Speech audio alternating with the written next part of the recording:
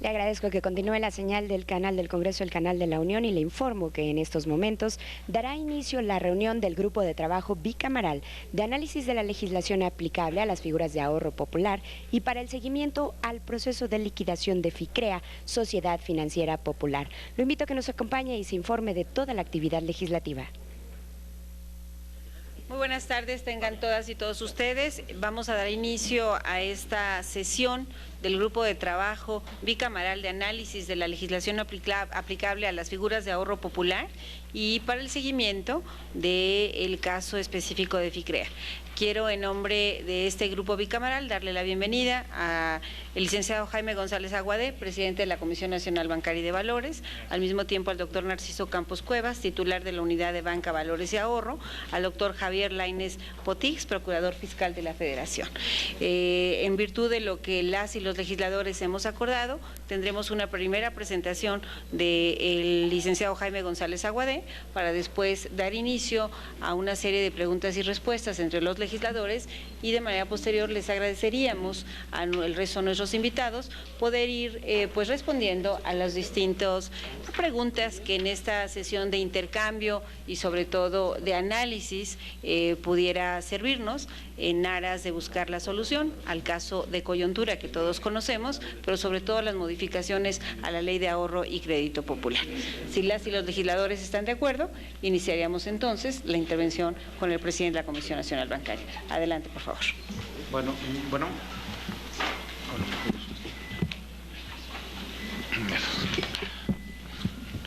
Bueno, buenas tardes, muchas gracias por la invitación a todos ustedes. Como ya comentaba la senadora, empezaría una presentación que está dividida básicamente en dos partes. Una primera, que es una recapitulación de todo el proceso de intervención y revocación de la Sociedad Financiera FICREA, y después qué avances ha habido desde la última reunión y más o menos cómo es que pensamos sobre algunos de los temas que se han discutido en este grupo de trabajo.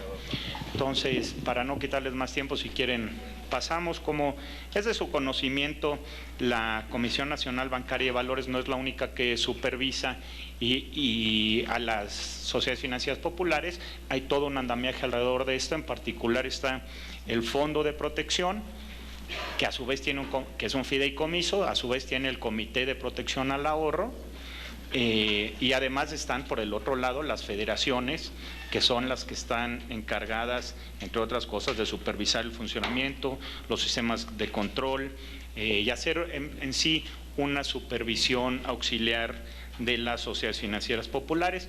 Como ustedes saben, el caso específico de FICREA era una sociedad financiera popular que estaba supervisada por la Federación Atlántico Pacífico.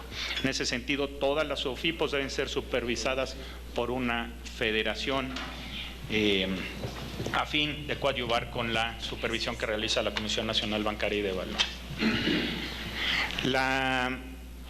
Dentro de estos antecedentes, como ustedes saben, el 7 de noviembre la Junta de Gobierno de la Comisión determinó la intervención gerencial de FICREA a raíz de la supervisión que había realizado la Comisión, la última que había empezado en marzo del 2014. Sin embargo, ya se habían observado algunas irregularidades desde visitas anteriores que se suponía iban modificando, de acuerdo a la norma establecida, la propia sociedad financiera popular. ¿Qué es lo que ocurrió en esta intervención gerencial? Durante la misma pudimos identificar y detener la continuidad del fraude, como se ha comentado. Paramos el fraude antes de que este esquema, que es un esquema piramidal o que era un esquema piramidal, dejara de ser sostenible en sí mismo. Es decir, en lugar de que funcionara como funcionan todos los intermediarios financieros que pagan su operación del margen financiero, lo hacía, y así es como funcionan las pirámides, de la propia captación que se iba realizando. Cuando ya no hay suficiente captación y entonces no le pueden pagar a los ahorradores, es entonces que se dice que dejan de funcionar estas pirámides. No ocurrió así porque lo evitamos antes, y en ese sentido se evitó un mayor deterioro de los activos de la sociedad se evitó que más ahorradores perdieran parte de su patrimonio y además durante la intervención logramos determinar la operación, ya conocimos toda la operación fraudulenta y así como el monto del desfalco. Pero además una parte muy importante, sobre todo para el caso de los ahorradores, es que durante la intervención pudimos recuperar activos que son 3.200 millones de cartera, por lo menos, que es cartera. Estos son arrendamientos que se habían hecho a través del Inman y ese es el tamaño o el valor de la cartera en los expedientes, que no necesariamente su valor de mercado. Y esto es lo que servirá para pagar en su momento a los ahorradores. Lo importante de eso es que ya mediante este esquema fraudulento ya había salido este monto de la sociedad, es decir, no se encontraba dentro del balance de la sociedad y por lo tanto en un esquema normal de quiebra, de liquidación, no se hubiera podido contar con estos activos que afortunadamente durante la intervención gerencial se recuperaron.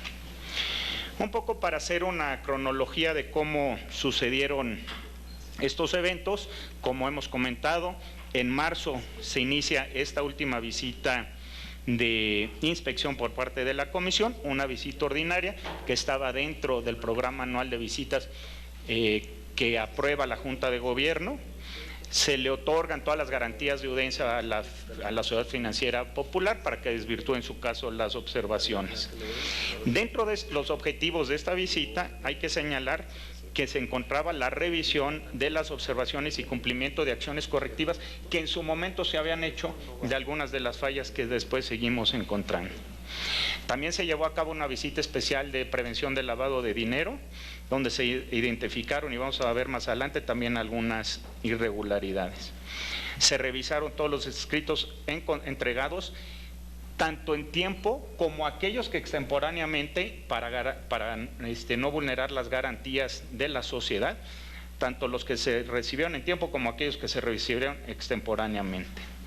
En septiembre, además, se informa a la Junta de Gobierno los avances que teníamos sobre esta sociedad en lo particular y se empieza la integración de un expediente sólido, robusto, que permitiera llegar a la Junta de Gobierno del mes posterior, a fin y con la anuencia de la comisión, de la Junta de Gobierno, la intervención general, donde ya comentaba, se permite la identificación fraudulenta.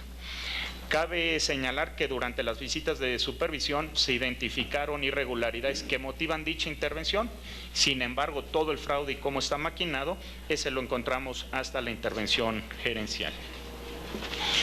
En cuanto a los principales hallazgos de la visita de inspección, están primero las operaciones indebidas con empresas relacionadas, que como ya sabemos por lo menos es Lindman, pero hay otras empresas relacionadas que no estaban permitidas, que trabajaban como comisionistas, que se habían observado en su momento, que taparon de alguna forma esas irregularidades y después lo siguieron haciendo. La capitalización engañosa, la que también ya hemos señalado, que se llevó a cabo con recursos de la propia Sociedad Financiera Popular, además de la manipulación de las cuentas del estado de resultados, entre otras cosas, del incremento unilateral de las tasas de interés de los contratos de sus propios acreditados, que le subió la tasa como si le estuviera cobrando una tasa adicional, y así con ese contrato subió sus ingresos. Siguiendo con las labores de inspección, de junio a agosto, como ya señalaba, se llevó a cabo la visita especial en materia de prevención del lavado de dinero. Existen también ciertas deficiencias ahí, como la existencia de clientes de alto riesgo, la falta de clasificación por grado de riesgo de estos clientes, las fallas en el perfil transaccional, la falta de detección de algunas operaciones relevantes y fallas en la identificación del origen de los recursos y propietarios reales de las cuentas. Controles que todos los intermediarios financieros, dependiendo obviamente de qué tipo de intermediario, pero dependiendo de ese nivel, todos deben de contar con estos controles y no los tenían. El 19 de septiembre, como ya señalaba, se informó a la Junta de Gobierno los resultados de las visitas y se plantearon las posibles acciones. Además, se continúa con el análisis suficientemente exhaustivo y robusto para llegar al esquema o a tomar una decisión final, como ya se señalaba, en la primera instancia de intervención gerencial de la sociedad financiera. En esa intervención general, entonces, ¿qué es lo que ocurrió? Coordinadamente con el marco, no solamente con el marco que señalaba yo al principio de la presentación, donde participa el Fondo de Protección, donde participan las federaciones, sino que también con la PGR y la UIF. Primero, el Fondo de Protección aprueba la suspensión parcial de operaciones, que es muy importante a fin de que no hubiera una corrida de unos retiros masivos, como se señala ahí, que pusieran en riesgo la estabilidad de la sociedad. Segundo, la PGR aseguró ministerialmente desde el 7 de noviembre a todas las personas morales, Lindman Trade y Bausin Jackman, así como las cuentas bancarias de esas empresas y de Rafael Olvera Mezco. Y por último, la UIF bloqueó las mismas cuentas, en la misma fecha, perdón, las cuentas a nombre de FICREA, y esas no fueron liberadas hasta que no se hicieron los cambios necesarios. ¿Qué es lo que hicimos entonces durante la intervención gerencial? Pudimos determinar el fraude, pudimos determinar el monto del mismo, regularizar la operación de la sociedad, conocer sus bases de datos, conocer sus verdaderos expedientes y el valor de los mismos, conocer dónde estaba cada uno de los procesos de crédito a fin de identificar el valor económico de esos en una primera instancia, identificar por lo tanto el monto del desvío de los recursos y lo que ya señalaba yo, recuperar activos que ahora voy a señalar. ¿Cómo funcionaba el fraude? Es importante señalar que inclusive no solamente los ahorradores fueron defraudados, sino también los acreditados. El cliente que quería recibir un crédito, se le hacían firmar dos adeudos. El primero era un crédito simple en FICREA, y él mismo acreditado daba una carta de instrucción autorizando el envío del recurso de su crédito a Lindman. Y además le hacían firmar un arrendamiento puro, que es el que utilizaban en Lindman, donde pues ya se habían transferido todos los recursos. ¿Qué es lo que sucedía entonces con esto? Se construía una base de créditos que respaldaba la información contable en FICREA, pero que no tenía sustento económico porque todos los recursos iban a Lindman con un adeudo adicional. Pero además en muchos casos le decían al cliente que el crédito que se había otorgado en FICREA no tenía ningún valor y era nada más un trámite ante la Comisión Nacional Bancaria y de Valores. La siguiente, por favor. Con esto entonces lo que lograba es que se fueran los recursos de FICREA por instrucción de los propios acreditados a Lindman y a las otras empresas relacionadas, y de ahí disponer de los recursos como quería esa administración, en particular su socio principal, siendo Lindman una empresa no supervisada. De esta forma se mandaron cerca de 5.900 millones de pesos de FICREA a Lindman, y con esos, como ya señalábamos, sí se llevó a cabo la integración y el otorgamiento de arrendamientos en Lindman por 3.200 millones de pesos aproximadamente, que son los que durante la intervención mandamos al fideicomiso constituido en Nacional Financiera. Por el otro lado, se debería entonces haber encontrado en Lindman, en esa sociedad, el resto de los recursos en caja o en inversiones o en alguna parte. Sin embargo, las cuentas que habían ahí no eran de esa cantidad, ¿no? Entonces, de esos 2.700 millones se utilizaron para transferencias al extranjero, compra de bienes y gastos relacionados en muchas veces con gastos personales del socio principal, como eran las nóminas inclusive del capitán de la aeronave y de yate, entre otras cosas.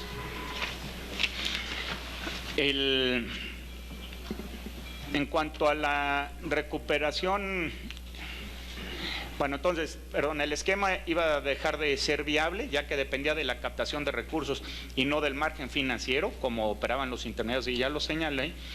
Y el fraude entonces consistía en generar una base de créditos, que es la que presentaban a la autoridad, que es la que estaba ahí en esos expedientes en la Sociedad Financiera Popular, pero que no tenía valor económico por todo lo que señalábamos.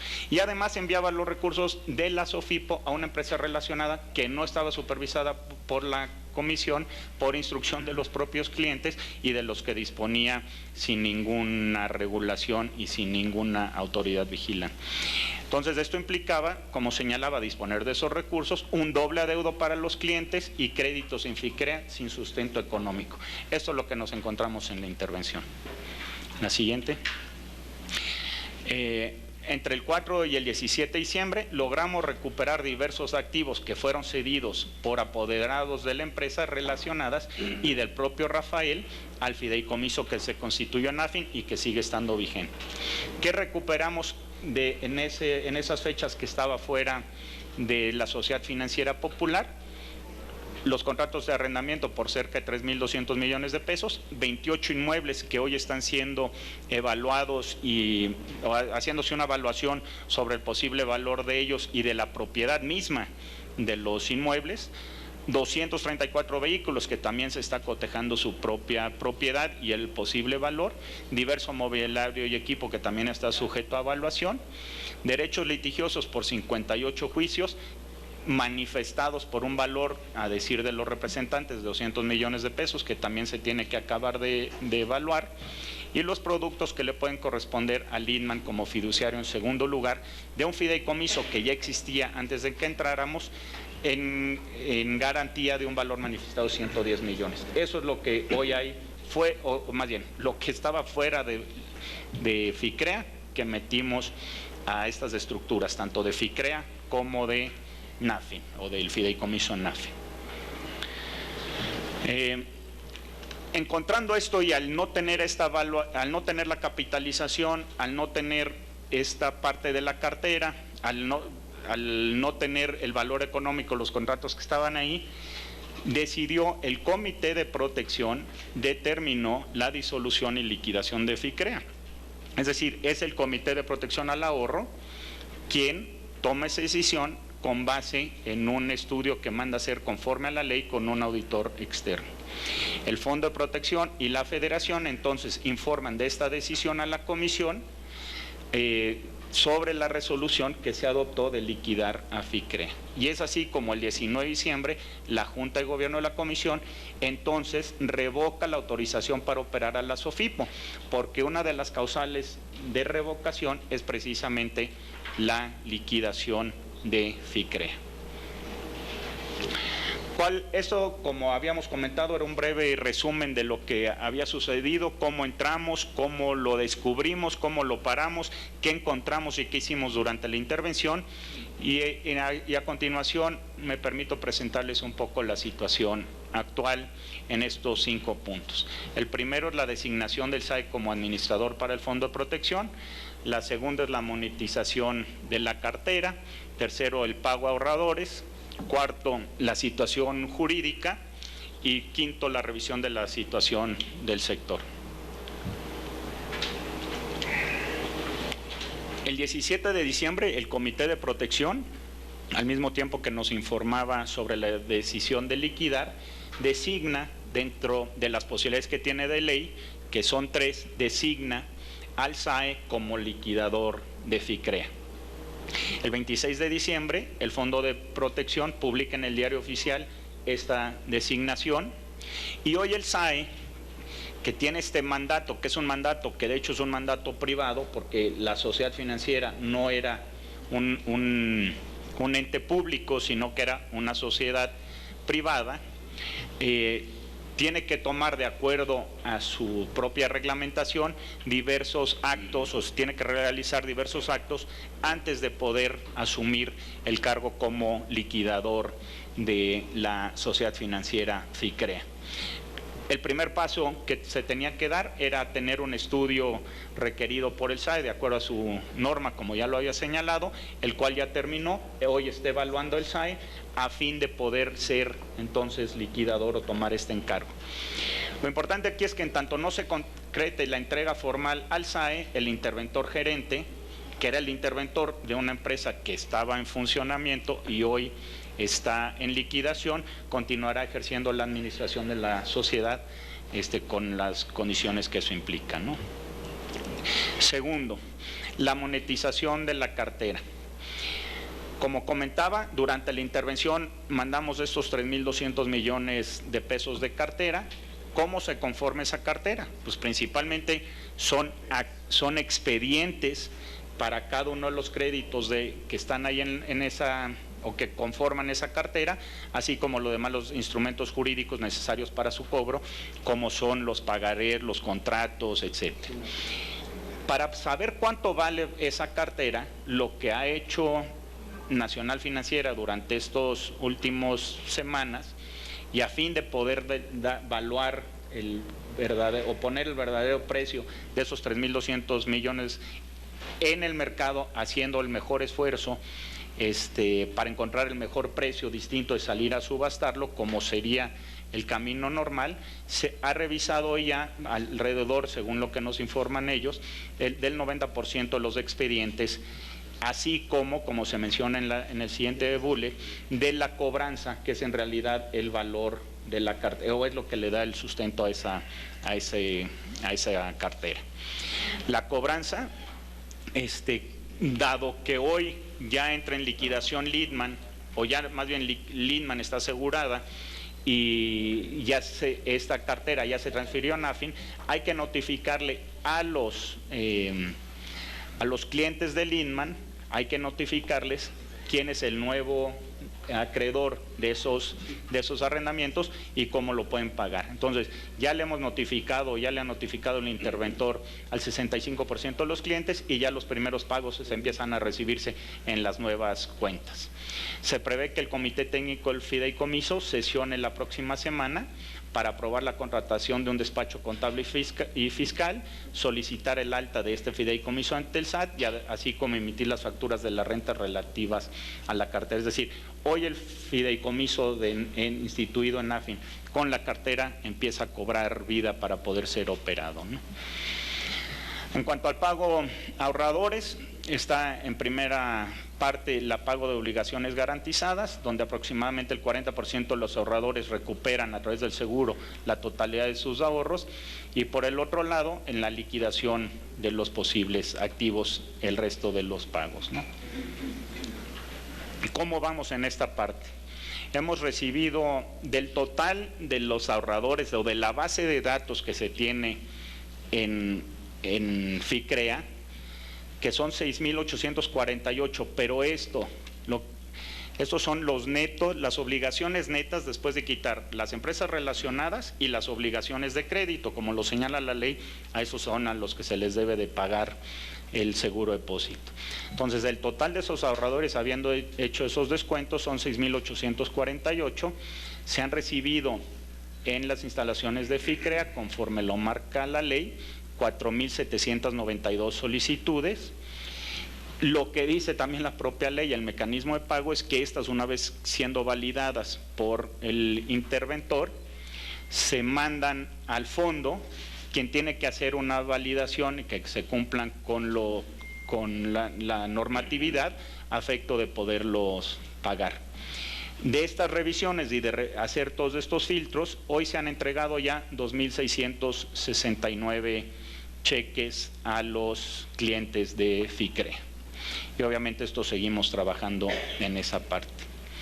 Ahora, por el otro lado, también lo que hemos hecho es identificar, se abrió la posibilidad para aquellos ahorradores que quisieran ir a las ventanillas de FICREA y no solicitar no solicitar el pago de este seguro, pero nada más quedar identificado como posible ahorrador. Entonces, del lado derecho lo que tenemos es, de nuevo, la base total, que suma en total 6.200 millones de pesos. Solicitudes recibidas, como decía yo, se tienen ya registradas 4.792. Estos números pueden cambiar en la medida en que se hagan estas revisiones. Pero además se han recibido 893 ahorradores registrados sin solicitar el pago del seguro, ¿no? Esto, a pesar de que hemos comunicado en diferentes medios, de diferentes formas y en muchos foros, que recibir el pago de las obligaciones garantizadas, no obsta para seguir cobrando en los siguientes esquemas. Sin embargo, pues encontramos que todavía hay ahorradores que no quieren recibir ese pago, ¿no?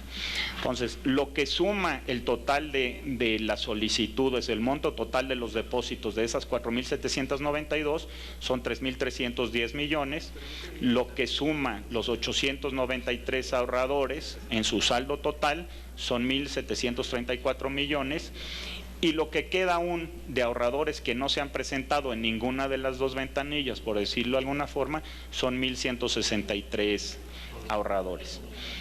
También es de resaltar nada más que la capacidad administrativa del fondo, como es evidente en la parte de la lámina de la izquierda, que es la llamada al final de la lámina, es que pues hay un retraso natural, primero porque nunca se había hecho el pago a través del fondo, pero además porque, como ustedes ya lo saben, son 5 personas las que además ni siquiera están de tiempo completo, ahora sí, ¿no? Pero durante el proceso ordinario no trabajan ahí porque son representantes de las sociedades financieras populares, y eso implica que no se tenga un mayor ritmo en el pago de los cheques, ¿no? Esta lámina a lo mejor está un poco chica, pero ese es el perfil de los ahorradores, como señalaba yo, de 0 a 131,000 pesos, está más o menos el 38% del total de los ahorradores, y así podemos ver cómo en la tercera columna, cómo para cada uno de esos rangos se va cambiando el número de ahorradores acumulados. Entonces, si vamos ampliando los rangos de 131,000 hasta 200,000, ahí ya se contemplan el 46% de los clientes, hasta 300,000 pesos están el 58% de toda la base de datos, hasta 400,000 pesos el 62%, y así sucesivamente. Pueden ver que del otro lado de la distribución, de 30 a 40 millones, o arriba de 30 millones, hay 3, 6, 9 depositantes, ¿no? Que tienen muchos depósitos, pero es una sola persona, ¿no? O mucho saldo, pero una sola persona. Y eso es lo que suma los 6.200 millones de la gráfica anterior que decía, que es todo el adeudo o todos los depósitos que se habían hecho, ¿no?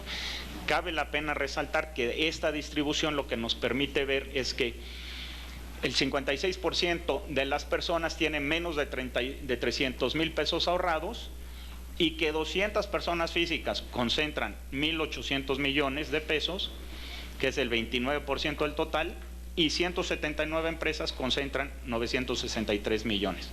Es decir, en menos de 400 personas de las 6,000 depositantes de las 6.848 está el 45% del total de los depósitos realizados en FICRE.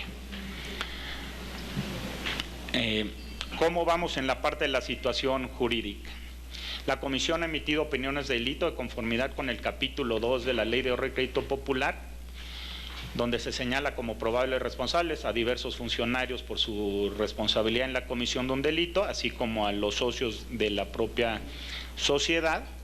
Vale la pena señalar que en su caso es uno de los capítulos que se tendrían que reformar, porque los delitos que están ahí no son lo suficientemente detallados o asertivos para este tipo de intermediarios. Además, el 6 de enero del 2015, como saben, la Procuraduría General de la República informó que se libraron órdenes de aprehensión, principalmente contra Rafael Antonio Olvera Amezcua, por el delito de operaciones con recursos de procedencia ilícita y delincuencia organizada, pero están otras personas también involucradas, ¿no? Y por parte del Ministerio Público continúa investigando para determinar responsabilidades adicionales con base en las opiniones de delito que ha formulado la comisión para los funcionarios de FICREA y empleados de BAUS y Lindman, entre las otras empresas también. Por último, como comentábamos, se desprende de la presentación y de lo que ustedes han platicado en sus otras reuniones, que hay oportunidades de mejora para el fortalecimiento del sector popular. Primero, yo señalaría que aunque el fraude en FICREA no es representativo del sector, sí existen algunas o se hicieron evidentes algunos problemas que tiene el sector y que tiene todo el esquema alrededor que se podría mejorar. Primero, en la parte de supervisión, el esquema de supervisión auxiliar a través de federaciones no es homólogo, cada una de las federaciones tiene pues sus propias formas de operar y la gente que ahí trabaja es está capacitada de diferente forma, entonces no necesariamente hacen una supervisión homóloga. Pero además genera costos adicionales a la comisión porque no solamente tenemos que ir a supervisar a las sociedades financieras, como fue evidente que lo hicimos en el caso de FICREA, sino que también tenemos que ir a supervisar a las federaciones de que estén haciendo su trabajo de acuerdo a la ley. Cuanto a los mecanismos de resolución y protección, de nuevo, los mecanismos son muy acotados. Hoy tenemos en la parte bancaria un proceso de resolución muy bien armado, donde se pueden escoger de diferentes soluciones, como es la venta, la escisión, la venta de activos, y de esas se pueden escoger. Aquí no, aquí se tiene que escoger una sola, y además no queda claro que el Fondo de Protección esté capacitado para hacerlo, como ya se señaló, ¿no? Por otro lado, en cuanto a las facultades de la comisión, no se cuenta con las facultades necesarias ni con las herramientas, sobre todo las prudenciales, que tienen que ver con las reglas pues prudenciales que se les piden a las sociedades financieras populares en relación con otros intermediarios, como pueden ser el tipo de capital, la forma en que se utiliza, el apalancamiento del mismo, el gobierno corporativo, toda esa parte que en los bancos ya hemos avanzado mucho, que inclusive está al nivel de Basilea III, eso no se tiene para este tipo de intermediarios y por lo tanto los deja mucho más vulnerables para este tipo de operaciones. Con eso, a reserva de sus comentarios, yo terminaría nada más diciendo que, de nuevo, pues, en nuestro juicio actuamos de forma responsable, estamos atentos para ver cómo se siguen resolviendo estos 5 temas que todavía estamos pendientes. En coordinación con el resto de las autoridades, trabajamos para que cada uno de estos se haga de la forma más ágil, más eficiente y sobre todo apegada a derecho y con toda transparencia. Muchas gracias. Gracias, licenciado. Yo le pediría al doctor Narciso Campos, si están de acuerdo los legisladores, que nos pudiera hacer algunos comentarios en relación con el análisis de los diversos documentos que en las sesiones anteriores se nos han presentado y a partir de ello poder abrir las preguntas y respuestas. Muchísimas gracias, senadora. Enfocándonos en un par de propuestas que se han recibido específicamente de los ahorradores en relación con la participación de la banca de desarrollo para la monetización de los activos que describió el presidente de la bancaria que se han podido recuperar en este proceso. Como mencionó el presidente de la bancaria, la banca de desarrollo está en un proceso ahorita de análisis de la cartera de crédito que debe de sustentar o que sustentaría el crédito que en su caso se otorgue para monetizar, para hacerle llegar recursos de una manera rápida al fideicomiso para que ese fideicomiso pueda realizar los pagos. Como ya se mencionó, el avance del análisis de esta cartera, por la misma naturaleza de lo que sucedió, por el hecho de que son expedientes que no estaban debidamente integrados, pues ha tomado tiempo y se encuentra ahorita en un 90% de avance. A partir de ahí, cualquier otro mecanismo adicional que deba de tomar el fideicomiso, pues debe analizarse a la luz de lo que efectivamente puede hacer un fideicomiso privado con activos privados, en función de lo que ustedes como legisladores aprueben, pero pues claramente los activos que se puedan recuperar de FICREA, de las empresas relacionadas, deben ser utilizados pues para el pago de las obligaciones de la misma entidad. El otro planteamiento que se hizo tiene que ver con el seguro de depósito, con un aumento del seguro, del monto que está cubierta, bajo el cual están cubiertos los depósitos en el sector. Aquí hay varias, yo creo que es importante hacer varias consideraciones. Un aumento en el monto sería aplicable obviamente no solamente para este caso, sino para cualquier otro, y podría incidir en los mismos costos que tendrían para las demás entidades del sector la creación y el aumento de las reservas necesarias para hacer frente. Es decir, si se aumenta el seguro de depósito, iría acompañado de un aumento de las cuotas que tienen que aportar las entidades que participan en el sector para asegurarse de que el fondo tenga la capacidad suficiente de poder afrontar las obligaciones que se presenten. Otro tema que yo creo que es importante que se analice en esta mesa y para el cual estamos obviamente dispuestos a participar en él es ¿qué es adecuado como monto dentro de un sector de ahorro y crédito popular para proteger a sus ahorradores. Conforme al monto actual, el 99% de los ahorradores del sector están cubiertos por el seguro, es decir, tienen un saldo igual o menor a 25,000 UDIs, por lo que es importante entender cuál es la vocación del sector, a qué segmento de la población atiende y cuáles son los costos que te lleva a aumentar el seguro. Y por otro lado, debemos de cuidar también, y esto es un tema general a todos los seguros de depósito, no solo a los seguros de depósito, en este caso del sector de ahorro y crédito popular, lo que se llama riesgo moral, que es el riesgo que hay o que se generaría de que las entidades privadas, al tener alguien más, digamos, por decirlo coloquialmente, que pague los platos rotos,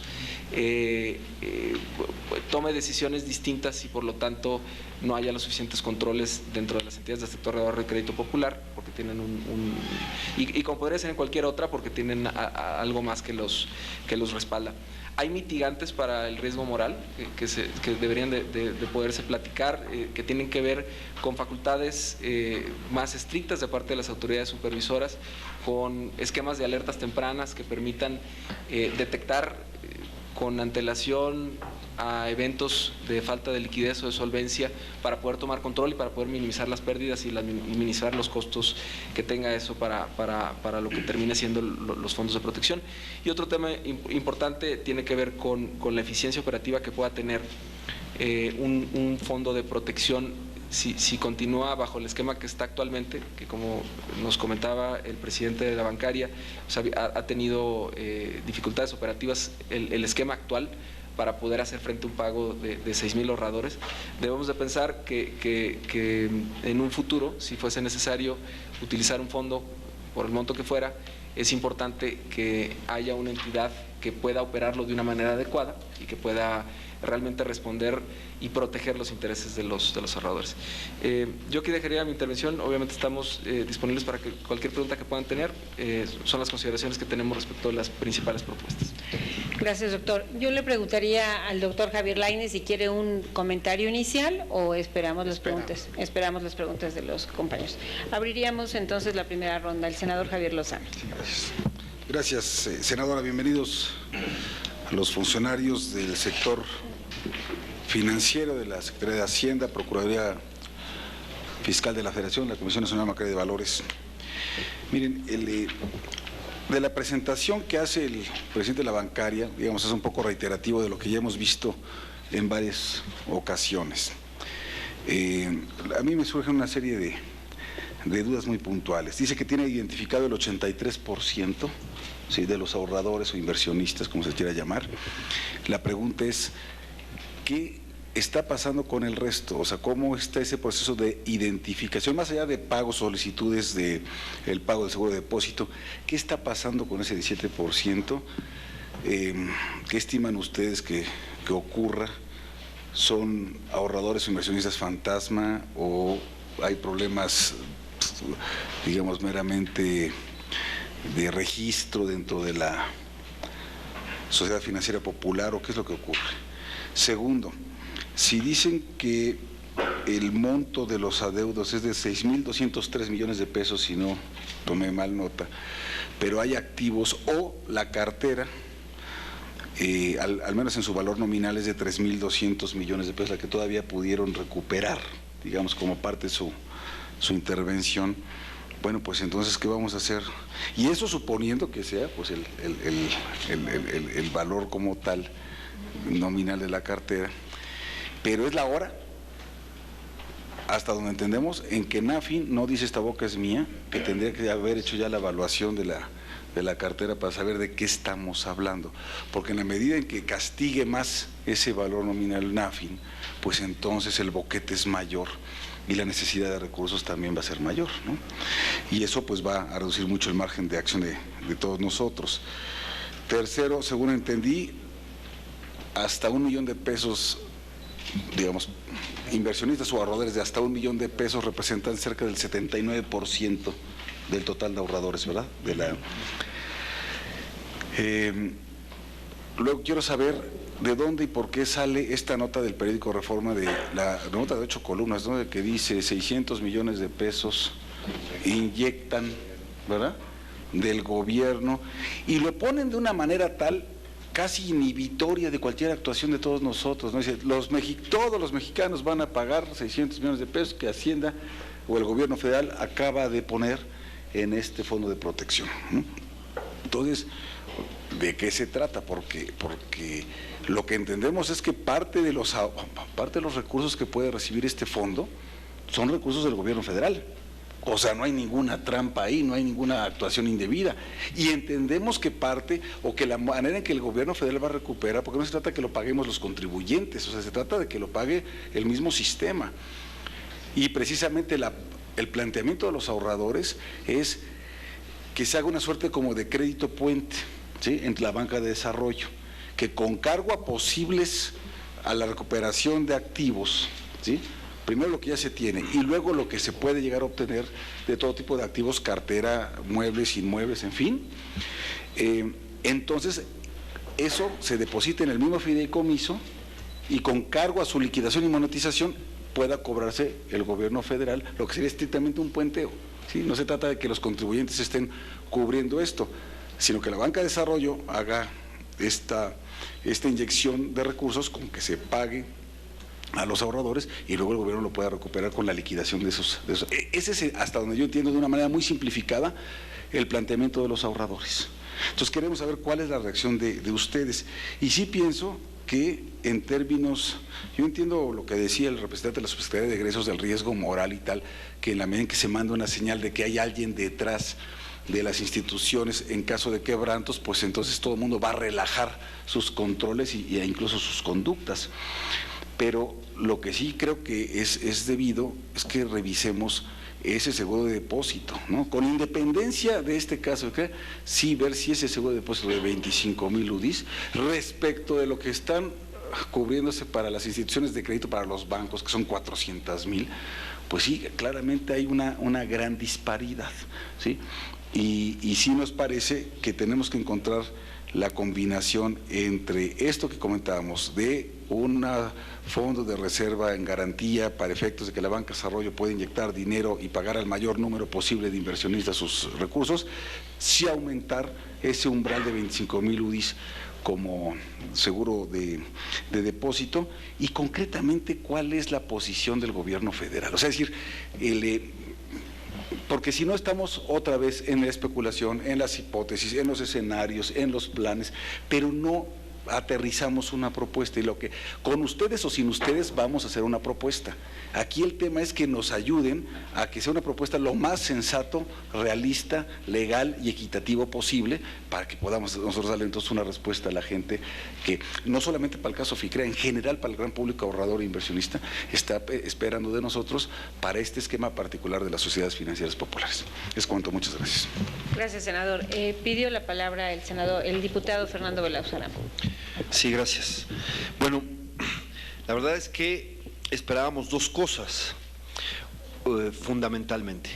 Una respuesta puntual a la propuesta que hicieron los ahorradores, que nos entregaron formalmente, y así les fue. Creo que es lo menos que merecen los ahorradores, es que se considere su propuesta con seriedad y se les responda con la misma ahí, ¿no? Esa sería la primera. ¿Dónde está la respuesta a sus planteamientos? Que tiene que ver, por cierto, con qué hacer con la cartera. Tiene que ver en mucho con esto. Entonces, comparto lo que dice el senador Javier Lozano de que ¿dónde está la fin? ¿No? Diciendo, evaluando la cartera. Hay una discusión ahí. ¿Se vende la cartera o se administra la cartera? Yo estoy viendo que ya la cartera está generando recursos, porque ya los acreedores, gran parte de esa cartera es de arrendamiento, los acreedores ya están, entiendo, ya pagando al nuevo acreedor, ¿no? ¿Qué está pasando con esos recursos, etcétera? ¿De cuánto estamos hablando? Si esos recursos además se tienen que aumentar a la cartera ya de 3,200, es decir, 3,200 además de lo que está generando ya el arrendamiento. Pero bueno, se habla de 3,200 en Ledman. Quiero que se aclare muy bien qué pasa con la cartera. 3,200 en Ledman y parece ser que había otros 300 en FICREA, y si eso se tienen que sumar, aunque sean de distinta naturaleza los otros, y lo que había en caja, que entiendo que había 500 millones en caja más o menos, y si eso sería, digamos, la bolsa ya más fácil para, o de esa bolsa para que pudiera ser base al pago de ahorradores. Segundo, también, miren, y digo que parte era la contestación formal a la propuesta que hicieron los ahorradores, y segundo es, si ustedes tienen la alternativa, ¿cuál es la solución que están planteando las autoridades? Para no simplemente repetir lo que fue la reunión de grupo de trabajo durante la comisión permanente en la Cámara de Diputados, sino que nos enfocáramos más a la solución. Por supuesto, en todo este recorrido que hacen, pues nos queda mucha duda sobre la supervisión que se le dio, no solo a esta SOFIPO, sino a las demás. ¿Qué garantías existen para que no suceda en otros? La verdad es que nos dejó muy preocupados la reunión que tuvimos con las federaciones la semana pasada, porque prácticamente nos dicen, perdón, independientemente de la ley, si alguien quiere defraudar lo va a hacer. Así nos lo dijeron con esas de personas, y diciendo, y la supervisión de entrada, hay conflicto de interés, y lo aceptamos, fue a confesión de parte. Entonces, ¿cómo piensan verdaderamente hacer la supervisión? La contestación a la propuesta de los ahorradores, y cuál es su alternativa, porque me voy con la mala impresión de que nos vamos a que, claro, nos hacen una buena exposición de cómo está el problema, que más o menos ya lo conocíamos o teníamos ya mucha información de cómo está el problema, pero la solución, ¿dónde está la solución? ¿Hacia dónde podemos avanzar para eso? Entonces, la gran pregunta es, ¿se vende la cartera o se puede administrar la cartera? Que ya haya no sé llamarle rendimientos o ganancias de la cartera, pues habla de que quizás la única opción no sea venderla, sino que efectivamente se puede administrar. Pero técnicamente, ¿qué pasa? Y un problema legal clave. Olvera no está con orden de aprehensión por fraude. Creo que no hay una acusación directa de fraude. Entonces, me preocupa cómo se va a hacer para intervenir las propiedades, quizás fincar o aplicar la extinción de dominio y luego monetizar para que también se pague. ¿Cómo está ese procedimiento si no hay una acusación y una comisión de fraude? Me parece que está por otro delito ya en orden de aprehensión. Era correcto irlo a buscar, pero ya legalmente, para poder tomar las propiedades, por decir una manera, y aplicar extinción de dominio y monetizar, pues se necesita pues ciertas condiciones legales, y cómo vamos hacia allá. Me acuerdo que hay varios programas que han hablado de que, por ejemplo, Ledman España se sigue capitalizando, lo dijeron en enero en un programa de radio, en el programa de radio de Carmen Aristegui, dicen el corresponsal, sigue monetizándose desde México, capitalizándose desde México Ledman España. Pues ¿de dónde salen esos recursos? ¿No? Y si lo están monetizando, ¿qué estamos haciendo para hacer eso y encontrar la solución? Por supuesto, miren, hay algunos que estamos convencidos que es imposible que haya trabajado FICREA desde 2008 o 2009, que abrió 2008, que le dieron el permiso, hacia adelante, sin que haya habido cierta protección, cierta momento, etcétera. Estamos convencidos de esto, además de que hayan salido dinero muy poco tiempo antes de su liquidación. Por ejemplo, los 8 millones de euros que se habla de que se fueron a España en octubre, los 470 millones de dólares que se fueron 2 días antes de la liquidación, y los 130 pagarés a un día que se hacen un día antes de la liquidación. Son cosas muy extrañas, pero lo más importante, y por eso creo que era la importante esta reunión, es la solución. ¿Cómo podemos hacer la solución? ¿Cómo va la incautación de bienes en el extranjero? Si ha habido comentarios con la Cancillería para ubicar esas propiedades y empezar a trabajar para que puedan ser, y obviamente es otro procedimiento, intervenidas y luego confiscadas, vendidas y luego monetizadas para pagar. Si eso se está viendo, si ya tienen una propuesta de modificación legal a la ley del ahorro. Si la tienen y ya no la pueden poner sobre la mesa para que nosotros discutamos o no. Bueno, son cosas que quisiera poner en la mesa, pero fundamental, la contestación a la propuesta que hicieron los ahorradores, se la debemos de alguna manera porque hicieron ese trabajo de hacer una propuesta desde sus modestas posibilidades. Y segundo, si esa propuesta de solución no es viable, ¿por qué y cuál sería la alternativa? ¿Por dónde apunta la solución de parte de las autoridades? Gracias, diputado. Tiene la palabra la senadora Dolores Padierna. Yo simplemente quisiera recordarle a todos los integrantes que de acuerdo con la metodología que nosotros mismos formulamos, es que hoy estaríamos escuchando también muchos de estos planteamientos que nos llevaran de manera posterior a hacer un análisis detallado para entonces sí poder ir pues perfilando de parte de este grupo alguna propuesta de solución, tanto las autoridades como de cara a lo que es nuestra función, que son las reformas a la Ley de Ahorro y Crédito Popular. Creo que esto es importante porque de otra manera podríamos perdernos a lo que fue el objetivo de la convocatoria de esta tarde. Le pediría a la senadora Padierna su intervención. Sí, pero es que esta comisión se formó para buscar una solución al problema y que no sean los ahorradores los que tengan que perder su ahorro. No habría ningún motivo, porque ellos son víctimas, por un lado de la corrupción de Olvera y por otro lado de la falta de actuación de autoridades. Estamos aquí para encontrar una solución. El día que encontremos la solución desaparece esta comisión, ojalá sea lo antes posible. Sinceramente, yo pensé que las autoridades a estas alturas pues ya hubieran resuelto el problema con y sin comisión del Senado, perdón, de las cámaras.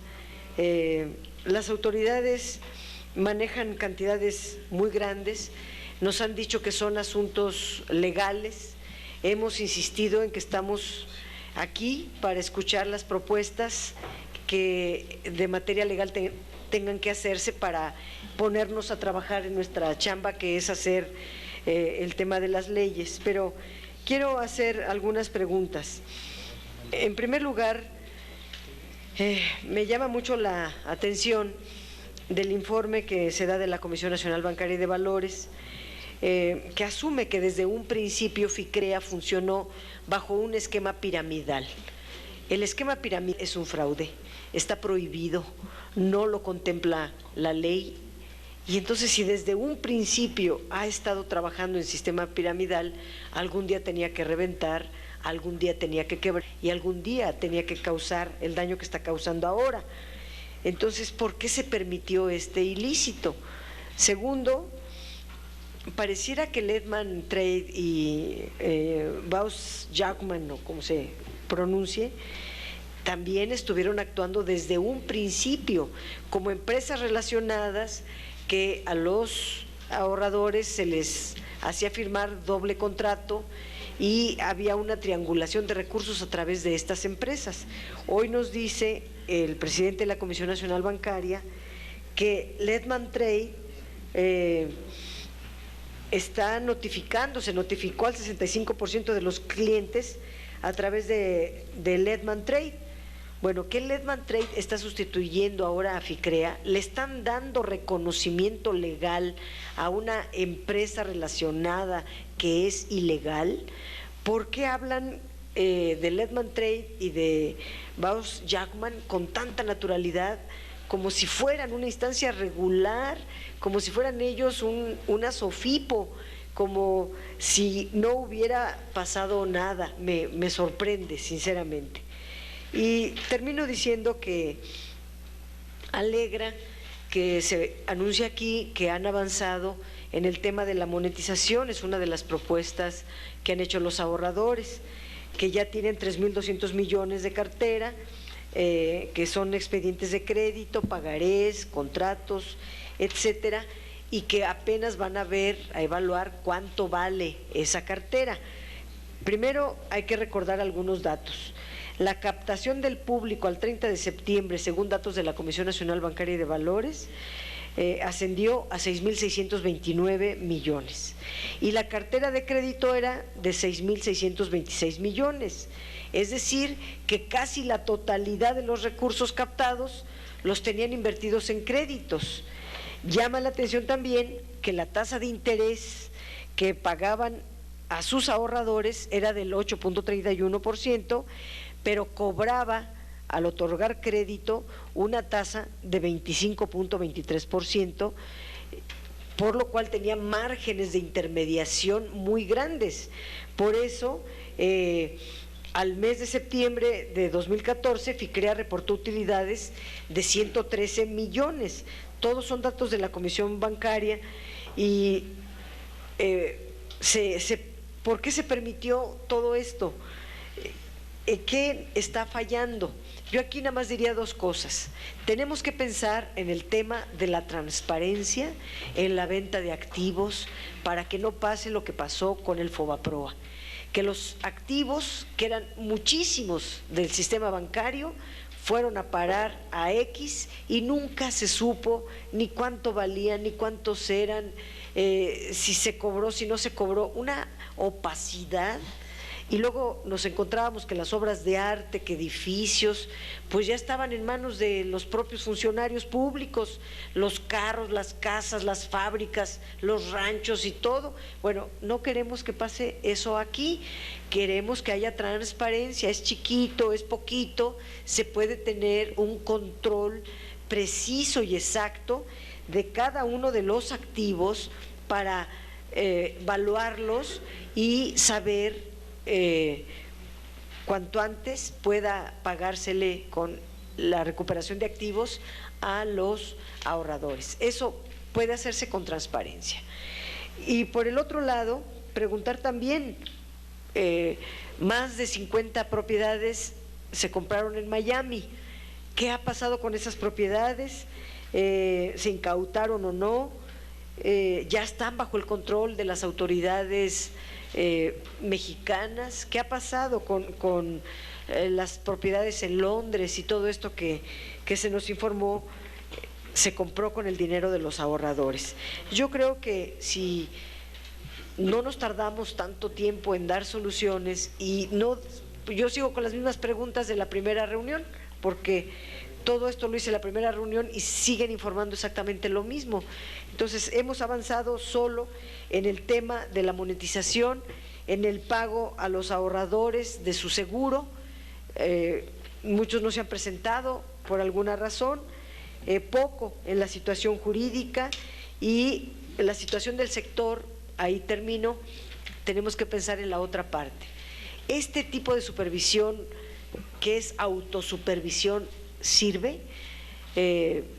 Yo creo que tendríamos que pensar en que la Comisión Nacional Bancaria y de Valores sea más bien la única supervisión que tenga el sistema financiero mexicano del país, porque lo otro es andar de verdad ensayando y perdiendo recursos y distrayéndonos en cosas que no deberían de pasar. No es correcto la autosupervisión. Resulta que la supervisora de FICREA la puso el propio Olvera. Bueno, pues, ¿qué se espera de eso? Lo que pasó, justamente. Gracias. Gracias, senadora. Para concluir una primera ronda, le tendría el uso de la palabra la diputada San Juana Cerda. Daríamos respuesta a los invitados y después iniciaríamos una segunda ronda de preguntas y respuestas. Gracias, senadora. Bien, a lo largo de la exposición, a mí en lo particular me queda claro lo que ya habíamos visto en otras reuniones. En este problema existieron muchas omisiones y negligencias por parte de funcionarios públicos. Y creo que debemos en la solución construir también la manera en que se tiene que sancionar esa negligencia y esas omisiones. Voy a hacer un cuestionamiento muy particular. Durante la reunión con el presidente de la Federación Atlántico-Pacífico, quedó claro que ésta no llevó adecuadamente su función de supervisión auxiliar. En tal sentido, ¿cuál es la razón de que la Comisión Nacional Bancaria y de Valores no haya revocado aún la autorización a la Federación Atlántico-Pacífico en términos del artículo 60 de la Ley de Ahorro y Crédito Popular, que establece como causal de revocación que no se cumpla diligentemente la labor de supervisión auxiliar que le fue encomendada? En esta exposición, aquí también usted hacía referencia o hizo referencia a que falló la supervisión de las federaciones. Entonces, ¿por qué no se ha actuado con esta fundación en particular? Por otro lado, nos encontramos también que a la hora que se dice que la mayoría de los activos superiores a 280 millones de UDIs y que estaban considerados como nivel 1, o están considerados nivel 1, como lo era FICREA, se requieren 15 millones de UDIs. Si la Comisión Nacional Bancaria de Valores tenía conocimiento de que había situaciones en nivel 4, ¿por qué no se tomaron medidas? ¿Cuál es la razón de no haber procedido en su momento en términos de la fracción sexta o novena del artículo 37 de la Ley de Ahorro y Crédito Popular, que determina la revocación de la autorización como FOPIPO si efectúan operaciones en contravención a lo dispuesto por la misma ley? Es decir, se fueron violentando la ley y no se tomó a esa misma ley para revocar en el caso de la Federación. En cuanto a una última pregunta, ya se habían detectado irregularidades y la SOFIPO era objeto de auditoría. ¿Por cuál fue la razón legal de no informar o alertar al público inversionista de esa situación? Pero más grave aún, se siguió promoviendo invertir en FICREA, y la muestra de ello es que del marzo a noviembre de 2014 se duplicó la cartera de inversión. O sea, estas cosas que no deben de quedar en suspicacias, y como aquí lo mencionó la senadora Padierna, debe ser transparente, nos lleva a toda esta gama de irregularidades y de una falta de supervisión adecuada y de medidas sancionadoras adecuadas. Por lo tanto, yo sí quiero sumarme a lo que aquí han expresado mis compañeros legisladores. Tenemos que solucionar este problema ya, porque lo que estamos dejando es una huella para que se sigan dando cosas como estas, porque no se aplica la ley y se quedan en la impunidad de estos casos. Si ahorita son estos ahorradores, mañana van a ser más. Y nosotros sí, nos vamos a remitir a la reforma a la ley. Sí, pero ahorita ¿qué vamos a hacer? Está muy evidente que no se tomaron medidas para sancionar a quien no realizó la actividad que le correspondía. Entonces yo sí quisiera pedirles que contribuyeran, que colaboraran a buscar la solución ya, a resolver este problema. La ruta la tenemos, eso mismo que se expresó aquí, la hemos escuchado varias veces. Ya la tenemos, ya sabemos lo que están haciendo. Lo que no hemos podido es concretar cómo vamos a solucionar el problema. Entonces yo hago un exhorto respetuoso en ese sentido para que en realidad lo podamos hacer. Gracias, senador. Gracias, diputada. Le preguntaría al presidente de la Comisión Nacional Bancaria si quiere iniciar su intervención.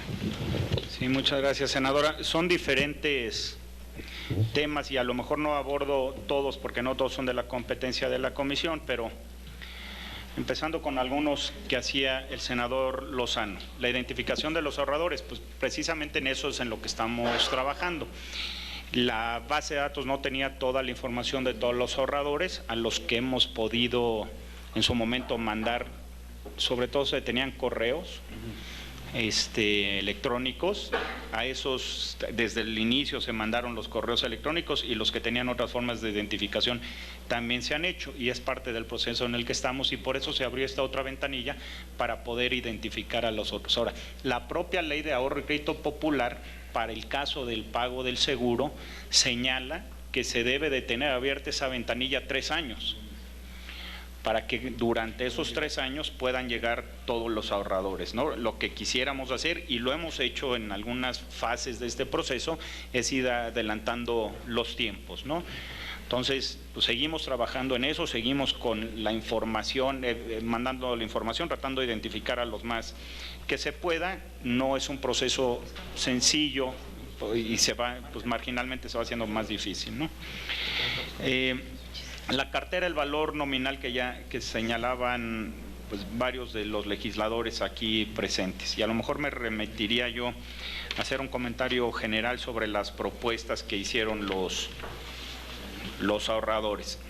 Primero, déjenme comentarles que este tema del fideicomiso lo comentamos con los ahorradores desde la intervención. En muchas de las pláticas que tuvimos con ellos, les dijimos que estábamos haciendo eso, porque apegados a la transparencia que aquí se ha hecho mención, transparentemente les dijimos que habíamos recuperado estos activos y que estaban en este fideicomiso, en particular la cartera. La cartera, pues evidentemente tiene ingresos, porque es en la medida en que van pagando la cartera que eso tiene valor. No podemos, señalando el comentario que hacía el diputado, la cartera tiene un valor en relación con la cobranza que se haga, no es el valor nominal más los ingresos. Lo que vale de la cartera es el valor presente neto de esos flujos. Eso es lo que vale. No es que valga cada uno de los expedientes, lo que vale es cuánto voy a ingresar de esa cartera. Entonces, por eso es que la evaluación de mercado es diferente a la evaluación la nominal. No sé si me explico, pero el caso es que evidentemente para cualquier crédito se tienen 1,000 pesos, voy a recuperar 1,000 pesos, lo que vale son 1,000 pesos. Pero si no recupero los 1,000 pesos, no puedo sumar los 1,000 pesos más lo que me paguen. Eso no tiene sentido, ¿no? Entonces, lo que sí tiene valor es que estamos recuperando, y lo hicimos desde el día 1. Desde el día 1, que ya no lo puse ahí para no ser repetitivo, es que las labores de cobranza que se hicieron desde el día 1 para mantener el valor de esta cartera, pues fueron tan importantes como la identificación de los depositantes, porque es de ahí de donde sale el valor o el máximo valor para pagarle a estos acreditados, a estos depositantes. Y a eso me refería, senadora, cuando decíamos que informamos a los 60, que llevamos un avance del 65% de los acreditados del Inman. No porque pensemos que el Inman no la estamos supervisando o lo que haya comentado la senadora, sino el problema es que esos son acreditados hoy de una sociedad anónima que daba arrendamientos, y lo que estamos diciendo es, ya no le pagues a esa arrendadora que se llama Inman, págale a este fideicomiso, porque esos arrendamientos no son del Inman. Hoy, desde la intervención, son del fideicomiso, y eso es lo que estamos haciendo a través de esas notificaciones. Esa parte de recuperación es la que es muy importante, porque es lo que le da al final del día el valor, que es lo que está valuando precisamente Nacional Financiera, y es lo que, bueno, pues seguimos esperando que termine Nacional Financiera la evaluación de esos expedientes y de considerar esa cobranza, que es lo que le da el valor. Ahora, en particular, y de algunos comentarios que también hacía el senador, no se puede hacer un crédito puente de todo. Aquí hay varias reglas que tenemos y leyes que tenemos que apegarnos como funcionarios públicos. Primero, lo que son activos de FICREA no se pueden sacar para el otro fideicomiso, porque eso implicaría un fraude para el resto de los acreedores. Además, de acuerdo a la propia ley hoy vigente, los que son activos de FICREA, de acuerdo a la norma hoy vigente, se tienen que quedar en FICREA. Incluye la caja, incluye la cartera que está ahí, incluye los otros activos que están ahí.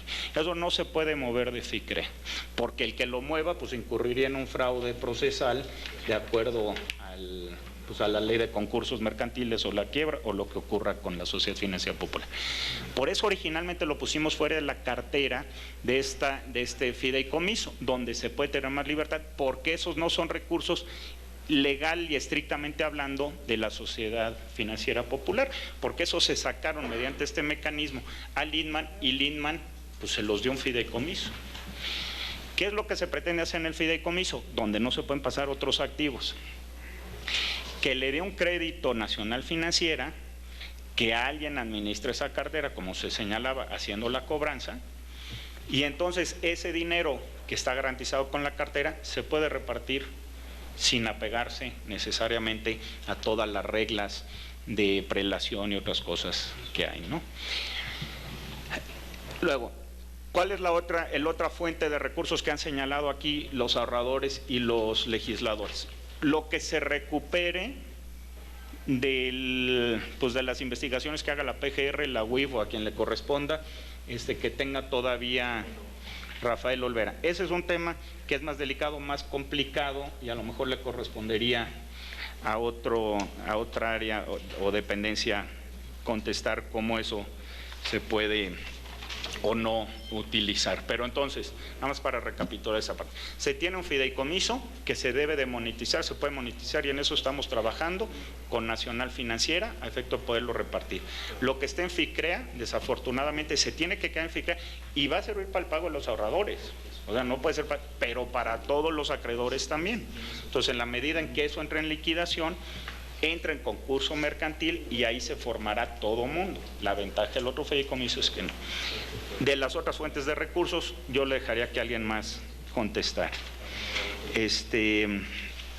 Entonces, no es necesario, es más, no se podría instrumentar un crédito puente para los demás activos porque así no entra dentro de las leyes vigentes, ¿no? Respecto al seguro de depósito, entre la diferencia que hay entre 25,000 UDIs y 400,000 UDIs. La verdad es que es un tema complejo, pero a mí lo que me gustaría señalar es que 25,000 UDIs hoy cubren al 99% de las cuentas de las sociedades financieras populares. Entonces, que tienen además en promedio alrededor de 5,000 pesos. Entonces, pensar que subirlo no necesariamente va a resolver un problema, sino que a lo mejor inclusive hace más caro todo el sistema. Pero además, a mí lo que me parece que en ese tema se debe resolver es que no es el seguro de depósito, como hoy está pensado en este fondo de protección, la mejor forma de administrarlo independientemente del monto. Si hay una disparidad entre los bancos y el sector de ahorro y crédito popular entre 25,000 y 400,000 UDIs, estamos de acuerdo, pues no hay, o sea, es un hecho, ¿no? Unos son 25,000 y el otro 45,000, pero lo cierto es que 25,000 cubren al 99% de las cuentas. En cuanto a las demás propuestas que hacían los ahorradores, yo diría que va muy en línea con lo que se tiene hoy, y son cosas más que nada a lo mejor de matiz o de monto, cómo es que se pueden instrumentar. Hay cosas que se piden ahí de nuevo que no se pueden por ley, y hay cosas que no tienen sentido económico, como es que se tome el valor nominal de esa cartera, ¿no? Como ya lo hemos platicado. Yo creo que con eso también cubro algunas de las preguntas que hacía el diputado Belauzarán. Señalar de nuevo que no es la suma de la generación de los ingresos, sino los ingresos lo que le da es valor a la cartera, ¿no? Y es cierto, en FICREA está la caja, está la cartera, están los activos, que también estamos haciendo las labores de cobranza. Estamos pues manejando de la mejor forma posible la administración de FICREA, porque evidentemente cuesta, y el flujo para ir pagando eso es la propia sociedad. Entonces, en eso estoy de acuerdo con los legisladores que aquí han señalado que hay que hacer esto y hay que hacerlo rápido, porque en la medida en que nos tardemos, pierde valor la cartera y gasta la administración de la sociedad, ¿no? De la acusación de fraude, nosotros, como señalaba yo en la presentación, nosotros ya emitimos las opiniones de delito conforme a la ley de ahorro y crédito popular, que son delitos financieros, y ahí se incluyen estas otras, y es el Ministerio Público el que hoy está evaluando, distinto de lo que ya ha hecho, que además tomó como base nuestra opinión para decir que hubo un delito previo, que es el delito financiero, para hacer la parte por la que se se acusó o llevó a consignar a estas personas, ¿no? Sin embargo, existe el delito financiero, que es el que deberá de estudiar el Ministerio Público, a efecto de tener otros delitos y acusarlos y consignarlos por otros temas relacionados con la propia ley, y como señalaba, si es necesario, llevamos con ellos continuamente a fin de poder ampliar en su caso estas opiniones, ¿no? Por parte de la senadora Dolores Padierna, pues nada más yo reiteraría que precisamente el esquema es lo que no permitía verlo. Cuando lo descubrimos nunca se permitió, y cuando lo descubrimos lo paramos. Señalaba la senadora que si sirve este tipo de supervisión, pues yo creo que queda en evidencia que no necesariamente es el mejor esquema, ¿no? Del fideicomiso que señalaba, me parece que ya lo comenté, y efectivamente hay otros activos que se podrían en su caso recuperar. Respecto de los comentarios de la diputada San Juana Cerda, estamos trabajando precisamente en evaluar a las federaciones, no solamente en ellas. Señalaba yo en la presentación que más allá de hacer una supervisión homóloga que nos pudiera ser auxiliar, como lo dice la ley, nos genera una carga de trabajo adicional al tener que ir a supervisarlas, y lo hacemos y les ponemos sanciones y les ponemos observaciones y vemos que trabajen de mejor forma. No necesariamente hay que llevarlas hasta la revocación, hay muchas cosas, muchas situaciones antes que podemos hacer como autoridad antes de llegar a la revocación, que hicimos en el caso de FICREA, que es la sanción más grande que puede haber en los intermediarios financieros, ¿no? La pregunta sobre el nivel 1 y el nivel 4 no lo entendí muy bien, pero el caso es que esta era una sociedad financiera que tenía nivel de operación 1. Quería hacer operaciones de otro nivel, no tenía la capacidad de hacerla, por eso no la dejamos, por eso no podía hacer estas otras operaciones. Y por eso es que ellos, al tratar de hacerlo, es que generaron todo este esquema, ¿no? Pero eso es un tema más técnico, lo es que no es que hicieran de nivel 4, sino que querían moverse hacia nivel 4 y nunca fueron autorizados por la comisión. ¿Por qué no se avisó? Porque no nos deja la ley. La ley, hasta que hicieron la reforma financiera, hoy nos permite la reforma financiera, y lo publicamos el día 15 de cada mes, a mes vencido, las sanciones impuestas por la comisión. Antes de la reforma solamente se ponían las sanciones que ya estuvieran firmes o que ya hubieran sido pagadas por los intermediarios. Afortunadamente hoy ya dimos un paso adelante donde podemos poner las sanciones que están impuestas, independientemente que después se vayan a juicio o no. Lo que no podemos poner y no hacemos hoy es poner las observaciones en lo particular que se pone a cada intermediario, y tiene una razón de ser, para no generar corridas, pero no a la pregunta expresa, ¿por qué no lo hicimos? Porque legalmente no podemos. Y me parece que más o menos con eso cubro. Dejaría yo hasta ahí mi intervención, senador. No sé si... muy breve. La senadora Padierna, solo por un minuto, porque sí, si no el resto de los solo preguntar, estarían... aquí se hicieron dos propuestas y yo pregunto, ¿se puede o no se puede? Una propuesta que se hizo fue tener un fondo económico siempre con cargo a la venta de los activos, pero tener ya un fondo para, o dos fondos, uno para aumentar el seguro de depósito, no porque lo hagamos más allá de 131,000 pesos, sino para pagar o sacar al mayor número de todos los ahorradores pequeños. Ese fondo con cargo a la venta de activos. El otro fondo para sacar a los pequeños y a los medianos y poder resolver pues, la mayoría del problema cuanto antes. ¿Se pueden esas dos cosas? O no sé si el subsecretario lo pueda contestar, no sé. Por favor. Con mucho gusto. Concretamente, y es un poco complementando lo que decía el presidente, en el caso del fideicomiso, la idea es, y lo que está analizando Nacional Financiera, es el valor de la cartera para entregarle un crédito al fideicomiso para que el fideicomiso pueda utilizar esos recursos para los fines que determine el fideicomiso, ¿no? Y eso se puede hacer. Obviamente, aquí la limitante es que el valor del crédito puede ser solamente el que corresponda a la cartera que lo respalda, porque como bien decía el senador Lozano, pues la idea es proveer de liquidez, pero que el Estado tenga una manera de repagarse. Además, siendo un crédito de la banca de desarrollo, es un crédito que debe cumplir con toda la legislación bancaria y no podría darlo la banca de desarrollo si no es así, si no es con el respaldo de un activo que sea suficiente. Entonces, en la parte del fideicomiso es el camino que se está siguiendo. Y como decíamos, pues está en el proceso de análisis y de la evaluación. Perdón, es que nada más, esta sesión es pública y hay obviamente un interés. Perdón que interrumpa, díganos un plazo. ¿Cuándo, en su opinión, cuándo cree que ya tendrán posibilidad de una solución desde las autoridades?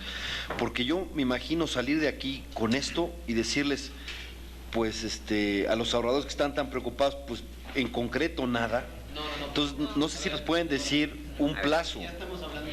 Sí, yo les pediría que pudiéramos mantener, exacto, sí, creo que debemos de mantener el orden que hemos venido siguiendo. En el uso de la palabra está el doctor Campos y justamente nos está explicando cuáles son los procesos y los tiempos que en un momento dado se tendrán que observar para que podamos llegar a esa solución. De otra forma, me parece que también sería ilógico que pudiéramos pensar en dar una respuesta si no tenemos la evaluación que está haciendo la banca de desarrollo, según lo que hasta este momento nos han explicado. Yo le pediría al doctor Campos que continuara con su explicación y después continuaríamos en el uso de la palabra que ya han hecho los legisladores de manera previa. Muchas gracias, senadora. Disculpa. Encantado para eso estamos, para atender las inquietudes. Continúo entonces con la segunda parte del planteamiento. La segunda parte del planteamiento tiene que ver con el incremento del seguro de depósito.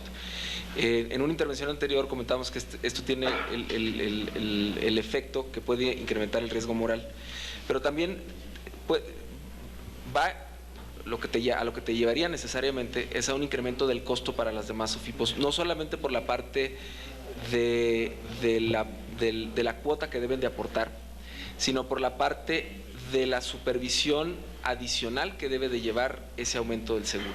Es decir, si tú te acercas de 25,000 UDIs a 400,000 UDIs, que es el régimen bancario, necesariamente debes de ir incrementando los mecanismos que hay de seguridad de manera que sean paralelos a los de los bancos, para que no haya un arbitraje regulatorio en el cual resulte ser, y hay que reconocer que tenemos un sistema bancario muy sólido, con un sistema de protección que funciona muy bien, en un esquema, lo que no puede suceder es que tengas un esquema paralelo, que te sea más fácil ser una institución financiera respecto de otra cuando los dos hacen captación y colocación de crédito. El ir incrementando todo hacia un esquema bancario aumenta los costos y puede resultar en que haya menos sociedades financieras populares. Y si hay menos sociedades financieras populares, se atenderán a menos personas y no irá en beneficio de la inclusión financiera. El sector de SOFIPOS atiende hoy a 3 millones de personas en nuestro país. Es una participación en términos de activos no muy grande respecto del sistema financiero, pero en términos de personas tiene una participación muy importante. Entonces, un poco entiendo la búsqueda de una respuesta puntual con un número en este momento, pero creo que es importante en el análisis que estamos haciendo y estamos aquí dispuestos a trabajar con ustedes para encontrar la solución que sea la más adecuada para evitar que sucedan este tipo de casos. Lo importante es encontrar un balance entre las protecciones y lo que se necesita y se espera del sector de ahorro y crédito popular y los costos regulatorios que esto implica, entendiendo que es una parte del sistema financiero muy importante porque atiende a mucha gente. Entonces, en ese sentido, es la reflexión de que un aumento, porque inclusive la propuesta no habla de un monto específico, habla de aumentarlo hasta cierto monto con un rango. Un poco el planteamiento que hacemos es: cualquier aumento aumenta el costo y puede restringir la oferta de estos servicios en un sector que hace mucha falta que sea atendido. Luego, en relación con otras de las consideraciones que se han hecho en las primeras preguntas, coincidimos con la senadora Padierna que cualquier esquema que se decida, senadora, debe ser un esquema que se haga con total transparencia para la tranquilidad de los ahorradores y ante la sociedad, de que sea un proceso hecho de una manera apegada a la ley y para el beneficio precisamente de los ahorradores. Y en este tenor en el que estamos platicando, y creo que es oportuno otra vez trabajar con ustedes de la mano para trabajar con las ideas que tenemos acerca de las mejoras que también han salido de las mismas reuniones de trabajo que ustedes han tenido con el sector, de las reuniones que hemos tenido nosotros, de lo que hemos analizado a raíz de cómo se ha ido desenvolviendo el caso de FICREA. Entonces, les ofrecemos la mejor disposición para trabajar de la mano con ustedes en la que sea la solución legislativa, por un lado para la coyuntura y por otro lado para una solución de largo plazo para el sector. Esa sería mi intervención. Pidió la palabra, no sé si el procurador, sí, por favor. Sí. En la parte de proceso, nada más aclarar que efectivamente sí hay, además de la orden ya de aprehensión que fue dictada por delito grave, que es lo que nos ha permitido solicitar la extradición a los Estados Unidos y tener el congelamiento y el aseguramiento de cuentas y la solicitud de aseguramiento de los activos en el extranjero. Efectivamente, como dijo el presidente de la bancaria, además, con la opinión de delito de la Comisión Nacional Bancaria, sí presentamos al Ministerio Público por delitos financieros de la propia ley. Estos, desafortunadamente, en este caso no son graves. Claro que tenemos que ir por estos delitos de todas maneras, pero lo que quiero decirles es que afortunadamente no. Esto que entiendo estaría por consignarse próximamente como otros nuevos delitos financieros, que insisto, no son graves, digamos, no ha sido óbice para que podamos hacer lo que estamos haciendo, la solicitud de extradición, los aseguramientos y en el extranjero. No sé si me explico, es decir, tenemos que seguir adelante con los otros delitos, pero afortunadamente con el primer delito grave estamos pudiendo actuar contra Amezcua y en este proceso y asegurar los bienes. Otra cosa que yo sí creo bien importante, y también para contestarle, senadora, cuando la pregunta concreta, sí se puede monetizar lo que está en el fideicomiso, aislado en el fideicomiso, y déjenme decirles que esto sí fue y lo digo porque no lo hice yo, pero sí fue una actuación muy oportuna y muy acertada de las autoridades de haber aislado al menos ese patrimonio que va a permitir el crédito NAFIN para monetizar. Porque de lo contrario todo estaría, hablando coloquialmente, en la panza de FICREA. Como lo dijo el presidente de la Comisión Nacional Bancaria, eso no se puede hacer una monetización de esos activos porque finalmente FICREA va a llegar al concurso y irremediablemente a la quiebra. Hay otros ahorradores y hay otros acreedores que van a poder impugnar la legalidad si hacemos eso, la constitucionalidad. ¿Por qué? Porque si no, y entonces ahí también quiero ser muy claro, con la eventualidad de que recuperemos los activos que están en el extranjero, porque no quiero despertar falsas expectativas. ¿Sí? De algo nos va a servir desde luego la recuperación de esos activos, pero ahorita intentar hacer una bolsota con todos los activos, aún por ley, senador, no sé, senador también es abogado, no es nada más la parte de legalidad, sino de constitucionalidad, porque entonces dirían, ok, mételos, pero entonces pagas a moneda de quiebra a todititos. Claro, no hay manera de hacer una diferencia de prelación. Entonces le voy a estar pagando al que tiene 10 millones a moneda de quiebra, 60 centavos o 50 o lo que sea, pero también al chiquito. Y entonces, pues me lo amuelo. No sé si me explico. Por eso también tenemos que ser muy cuidadosos, trabajando con ustedes en la parte de cuidar. Les decía yo a los abogados, aún el fideicomiso, déjenme compartir con ustedes, aún el fideicomiso, vamos a pedir toda la creatividad de ustedes como legisladores, aún el fideicomiso aislado, si no buscamos bien la redacción legal, exactamente, impedir que un juez concursal, senador, mañana me diga, ¿y eso qué hiciste? Se llama fraude de acreedores y revierto lo que hiciste y vamos a suponer que nos diga, pero ya no le quito a los que le repartiste, pero las garantías vienen al concurso. NAFIN se queda bailando y eso es responsabilidad administrativa para NAFIN. Yo creo que esto tiene solución, no quiero ser pesimista, o sea, yo creo que trabajando con ustedes sí podemos lograr un esquema gracias a la legislación que nos permita brindar todo lo que estamos haciendo en este esquema de apoyo a los ahorradores, pero sí va a tener límites en cuanto, por ejemplo, a los otros activos o a aquellos que se rescaten en el exterior, que no significa que no se vayan a resolver en un concurso mercantil o en favor de los demás ahorradores o de los demás acreedores. Hay trabajadores y hay otros acreedores de FICREA, o bien resarcir al gobierno en un pago que haya hecho.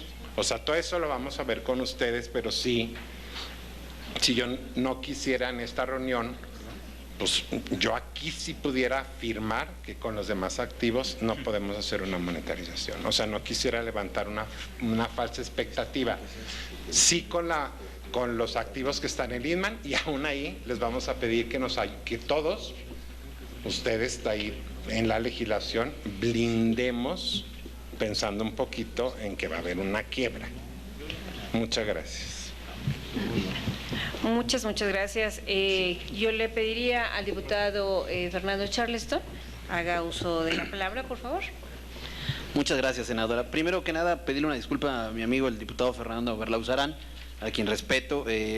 Solamente ambos, y yo creo que todos los que estamos aquí tenemos pues la prisa, la urgencia de sacar este tema. Lo hemos platicado en muchas ocasiones, en todas las reuniones que hemos estado aquí, tanto con los ahorradores como con las federaciones y ahora con las autoridades.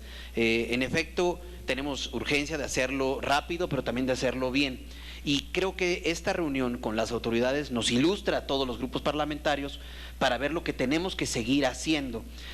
Yo me atreví a interrumpirte, tocayo, a interrumpir lo que estabas comentando, porque sí desde un principio le hemos comentado a los ahorradores, el mismo senador Lozano lo hizo, de ser muy claros con ellos, como dice el procurador, de no levantarles falsas expectativas sobre un tema y sí avanzar en los temas que nos corresponden, en encontrarle una solución a ellos y sobre todo legislar para que esto se reduzca al mínimo las probabilidades de que vuelva a pasar.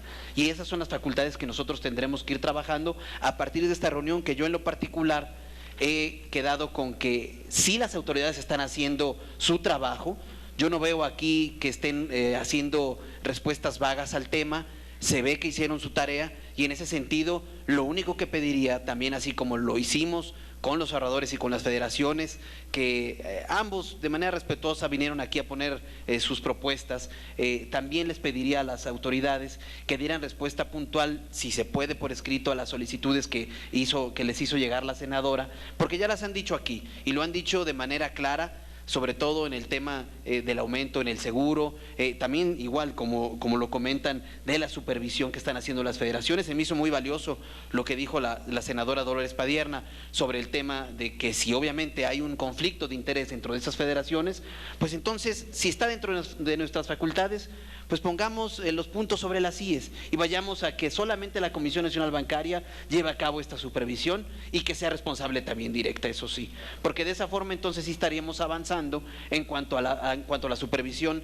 de un sector que no podemos negar sí tiene una gran función y sí es un sector fuerte y sí está cumpliendo, porque si ustedes mismos nos dicen que este es un caso aislado, que este es un tema que no representa, que no tiene representatividad dentro del sector, entonces estamos hablando, pues perdón que lo pongan esas palabras, de pillos profesionales, porque un pillo que no es profesional, bueno, pues tal vez se lleve 100 pesos o 500 pesos o 1000, pero no 6,200, no los millones y miles millones de pesos de los que estamos hablando aquí y de los que también como legisladores tenemos la obligación de escuchar a los ahorradores y presentarles propuestas. Es lo que vamos a hacer a partir de todas estas reuniones, son preparativas para lo que será sin duda alguna un intenso trabajo de todos nosotros, pero obviamente también sí con la urgencia de poder ayudarlos lo más pronto posible sin levantar esas falsas expectativas.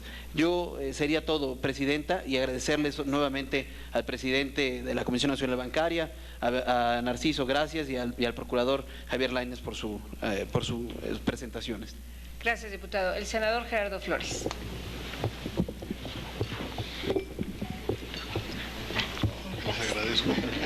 Agradezco su generosidad.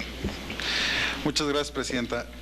Pues yo básicamente me quiero referir a varios aspectos que se han comentado esta tarde en esta reunión. Desde luego, antes que nada, doy la bienvenida a los funcionarios que hoy nos acompañan. Voy a irme de manera muy concreta, por ejemplo, a también hacer referencia a algunas de las propuestas que hicieron aquí en reunión previa, por ejemplo, los ahorradores o los representantes de los ahorradores, o en el caso de la reunión anterior, el representante de la Federación, o incluso la AMSOFIPO, ¿no? De manera muy concreta está el tema del crédito en AFIN, al que ya se ha hecho referencia aquí, y tomando en cuenta los comentarios que hizo, por ejemplo, el diputado Belauzarán y la inquietud que él ha manifestado por los plazos, me parece que sería muy conveniente tener una idea, no sé si se pueda proporcionar a esta mesa, sobre todo de cara a la experiencia internacional, de cuánto tiempo es razonable para poder terminar de evaluar una cartera como esta, ¿no? Porque desde luego existe desesperación entre los ahorradores, pues por ver que pasa el tiempo y no se vislumbra una solución pronta.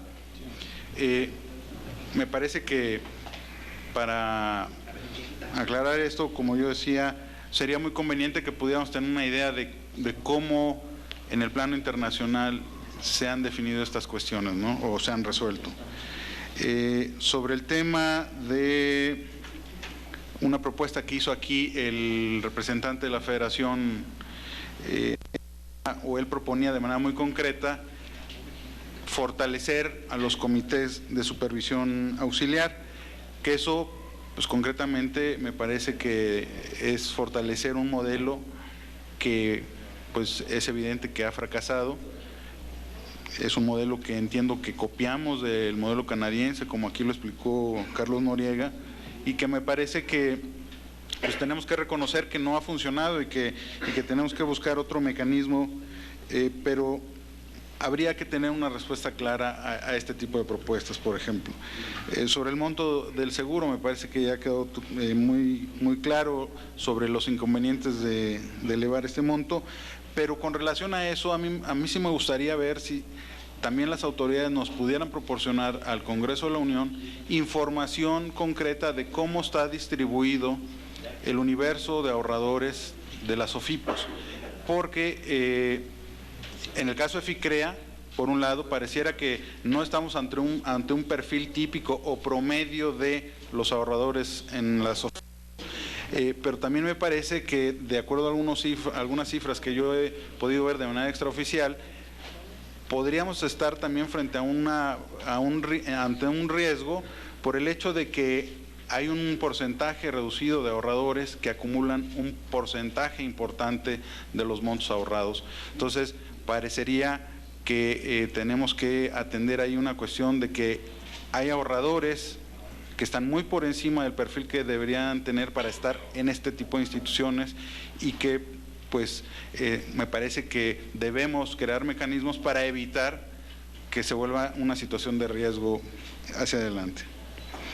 De todo lo que yo he escuchado en esta mesa y en las mesas anteriores y a lo largo de estos meses, me parece que también sería conveniente escuchar de las autoridades su opinión sobre si es posible, en los cambios que se puedan llegar a hacer al marco legal, apretar, por decirlo de manera coloquial, los plazos que tienen las autoridades, por ejemplo, para que puedan actuar de manera más oportuna, puedan intervenir de manera más oportuna ante situaciones como la que se presentó en el caso de FICREA, y también si se pueden reducir los plazos para poder atender a los ahorradores que en su caso sean defraudados. Y por último, me parece que la senadora Dolores Padierna hizo referencia a un tema muy que resulta fundamental en el ámbito del sector financiero y en el ámbito de cualquier sector regulado, que es el de la transparencia. Yo lo vinculo a la importancia, sobre todo en el sector financiero, de la credibilidad que pueden tener las autoridades, que la credibilidad normalmente está vinculada a la transparencia con la que actúan, y en el caso del fideicomiso, si bien es un fideicomiso privado como se señalaba, me parece que sería importante que podamos darle sobre todo al universo de ahorradores en FICREA, pues la certeza de que hay absoluta transparencia. Me parece que la transparencia no se limita al hecho de decir que en el fideicomiso hay 3.200 millones de pesos. Me parece que habría que aportar más elementos de cómo están constituidos esos activos que suman esa cantidad, ¿no? Y cómo se están comportando, por ejemplo, para saber qué parte de esos ingresos o de esos activos tienen más riesgo que otros, ¿no? Me parece que si bien la población defraudada no es especialista en temas financieros, el hecho de que se abra la información va a ser de vital importancia.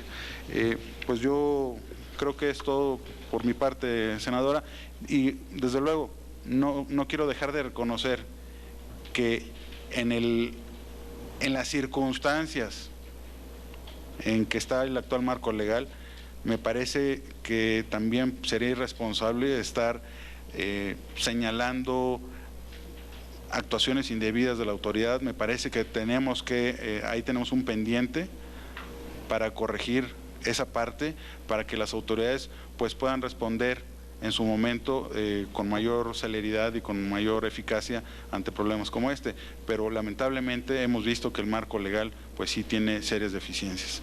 Es cuanto. Gracias. El diputado Humberto Alonso, y por un minuto para concluir con esta reunión de trabajo, la diputada San Juana Cerda Fener. Por favor, diputada.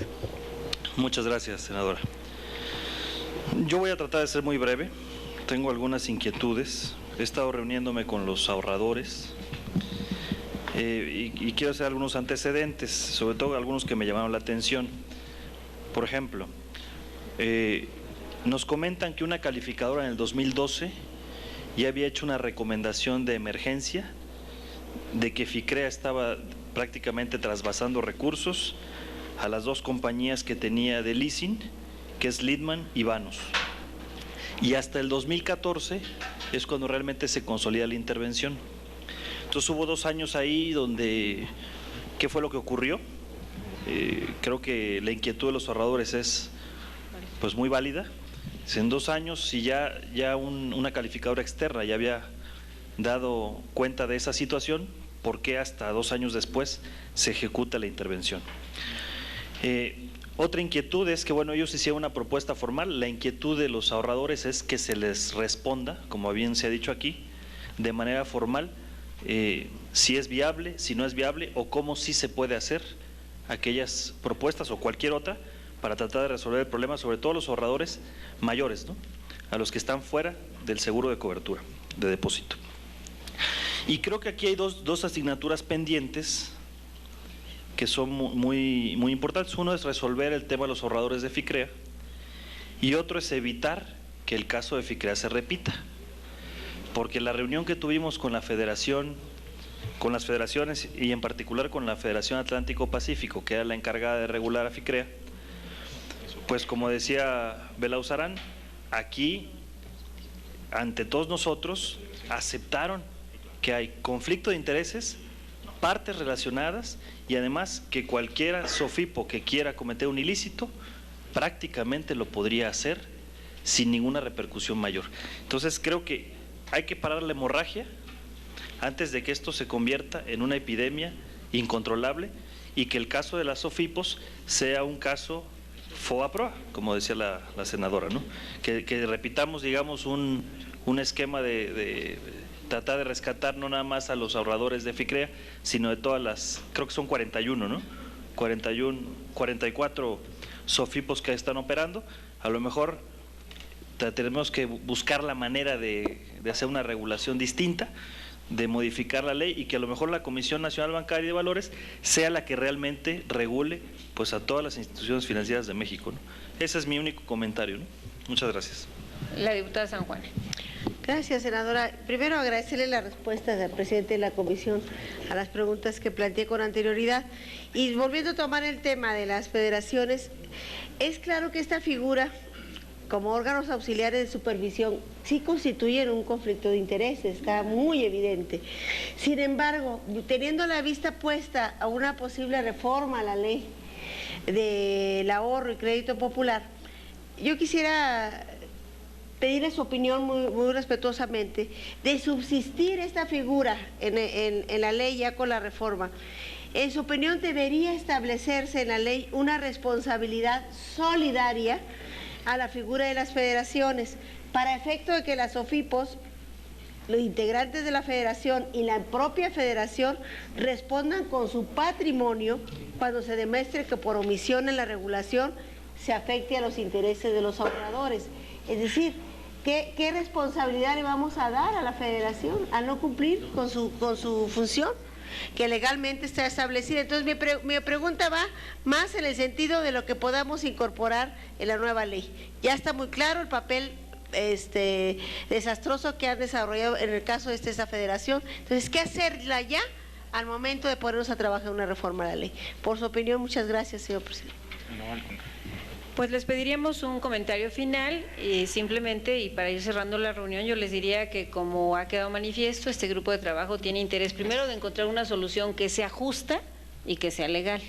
Segundo, que efectivamente podamos lograrlo lo más rápido posible dentro de las limitantes que ustedes mismos nos han señalado, pero que al final del día, debido a la propia situación de los ahorradores que ha quedado de manifiesta en múltiples canales de comunicación, pues podamos acelerar el ritmo en este sentido.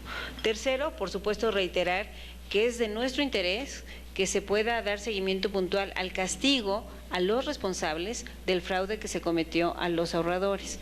Cuarto, por supuesto que estamos abiertos a que a la brevedad podamos en este grupo de trabajo poder presentar pues algunas de nuestras ideas que complementadas con las que ustedes mismos nos estén señalando de modificaciones a la Ley de Ahorro y Crédito Popular. Y por supuesto que en virtud de ello podamos también tener claridad de los distintos componentes de esta y de las otras legislaciones que están vinculados con el tema que nos ocupa. Les agradecería sus comentarios finales para poder cerrar esta reunión de trabajo. Muchas gracias, senadora. Le agradezco las preguntas al senador Flores. Respecto a la evaluación, yo creo que es un tema que tiene ciertas aristas que no se han comentado. Primero, pues siendo una sociedad anónima que era la arrendadora, no necesariamente tenía los expedientes y la información como se esperaría ver en el sector financiero, ¿no? Si no la tenían en la SOFIPO, menos en Lidman, porque llevaban una contabilidad pues que no estaba supervisada, porque no debía estar supervisada, una contabilidad que les permitía hacer todos estos movimientos que hacían. Comentarles inclusive que cuando pagaban a los acreditados de FICREA, lo pagaban en un archivo así en conjunto, o sea, ni siquiera se tomaban la molestia de ir individualizando los pagos. Y eso es lo que le ha costado, por lo tanto, trabajo a NAFIN de hacer la evaluación correcta, porque primero se tienen que integrar correctamente los expedientes para tenerlo lo más cercano a un expediente bancario, digamos, y segundo, porque dado estas complejidades hay que conocer correctamente la parte de los flujos que sí se están recibiendo para cada uno de los créditos, que dada la contabilidad que tenían, pues no es necesariamente trivial poderlo sacar, ¿no? Y eso es lo que ha dificultado para hacer una correcta evaluación, y lo que está trabajando NAFIN en ese sentido es, dentro de su marco legal, tomar las mejores condiciones para poder dar el crédito en las mejores condiciones y el monto más alto, ¿no? Entonces es difícil poder tomar inclusive un ejemplo, dado que estas son condiciones muy especiales de esta cartera en lo particular, ¿no? Fortalecer a los comités, me parece que como se ha comentado, hay diferentes caminos y a lo mejor tiene que ver un poco con la última pregunta que hacía la diputada, pero la profesionalización en todo el sector de crédito popular es un tema que se le ha gastado muchísimos recursos. Desde la primera ley que se aprobó, que inclusive se hacía referencia que tenía que contratar, y en ese caso, si no mal recuerdo, todo era a través de Bansefi, a especialistas internacionales, señalaba la propia ley, para que vinieran y profesionalizaran al sector. Y así nos echamos, no sé si se cambió en el 2009 eso, en el 2009, nos echamos 9 años con ese esquema de traer a profesionales y a conocedores y a capacitadores internacionales precisamente a capacitar el sector. 10 años después de esa ley o 14 años después de esa ley, pues la verdad es que ese esquema donde se gastaron muchos recursos en esa capacitación no necesariamente dejó las mejores condiciones de supervisión y de operación del sistema. Entonces me parece que hay que revisarlo y hay que ver qué otras alternativas pueden existir. Respecto a la información del perfil, yo ponía en la presentación al principio más o menos cómo se estaba integrado, pero nada más señalar que el promedio en las sociedades financieras populares es de 5,500 pesos del saldo de cada cuenta, quitando a FICREA. El promedio de FICREA era de más o menos 900,000 pesos por cuenta. Entonces, claramente hubo un desvío de su objeto de sociedad financiera popular para atender el mercado. Es decir, estaba en Polanco, como lo hemos señalado, cosa que no es delito, ¿no? Hoy una sociedad financiera puede recibir los montos de los que quiera, instalarse donde quiera, aunque conceptualmente pues no está cumpliendo con su objeto de atender complementariamente a la banca múltiple, atendiendo al sector popular que no tiene acceso a servicios financieros, y a lo mejor esa es la otra parte que deberíamos de ver cómo se puede acotar en su momento, ¿no?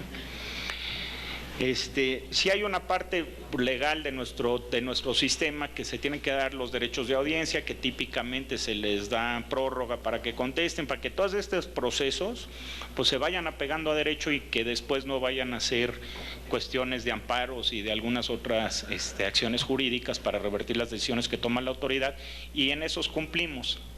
No les dimos la prórroga y nos entregaron información extemporánea y de todas formas la evaluamos para no incurrir en algún problema de estos, pero me parece que a lo mejor ahí también se debe de trabajar. En la parte de la transparencia del fideicomiso estamos totalmente de acuerdo. El administrador de cartera se le podrían poner ahí ciertas condiciones para que vaya entregando la información que se necesite, ¿no? En cuanto al comentario del diputado Humberto Alonso sobre la calificadora, y que le agradezco porque no he querido ser repetitivo en la presentación inicial, la pregunta, la calificadora calificaba a Lindman, no calificaba a la Sociedad Financiera Popular. Nunca puso una condición de emergencia, lo que decía es que se fondeaba de Lindman. Lo supo porque ya lo habíamos nosotros observado, porque se lo había prohibido la comisión en su momento desde el 2011 a la propia FICREA. Y fue de ahí que la calificadora lo toma en su reporte. Como no les gustó después a los dueños de Lindman la calificadora, ya para el 2013 ya no hizo pública la calificadora. Entonces, es un tema que han traído sí los ahorradores, que se los explicamos desde la intervención, cómo están separadas las dos cosas, cómo se lo observó en su momento la comisión, cómo entró dentro del esquema para ocultar estas cosas, pero que no tiene nada que ver con que nos hubiera alertado la calificadora, sino más bien fue al revés y se lo habíamos observado a FICREA, que sí era nuestro supervisado y no Lindman. Y bueno, nada más de la última pregunta que hacía la diputada San Juan, me parece que son de las cosas que se tienen que evaluar, si sí subsisten, qué condiciones y cómo, dado los problemas de capacitación, de profesionalismo y de responsabilidad que tienen hoy las federaciones. Si subsisten, tendrían que tener un marco evidentemente mejor, tanto para la supervisión de la comisión como para la responsabilidad que ellos tienen. No sé si necesariamente llegar al caso de la obligación solidaria, pero habría que analizar. Muchas gracias, senadora.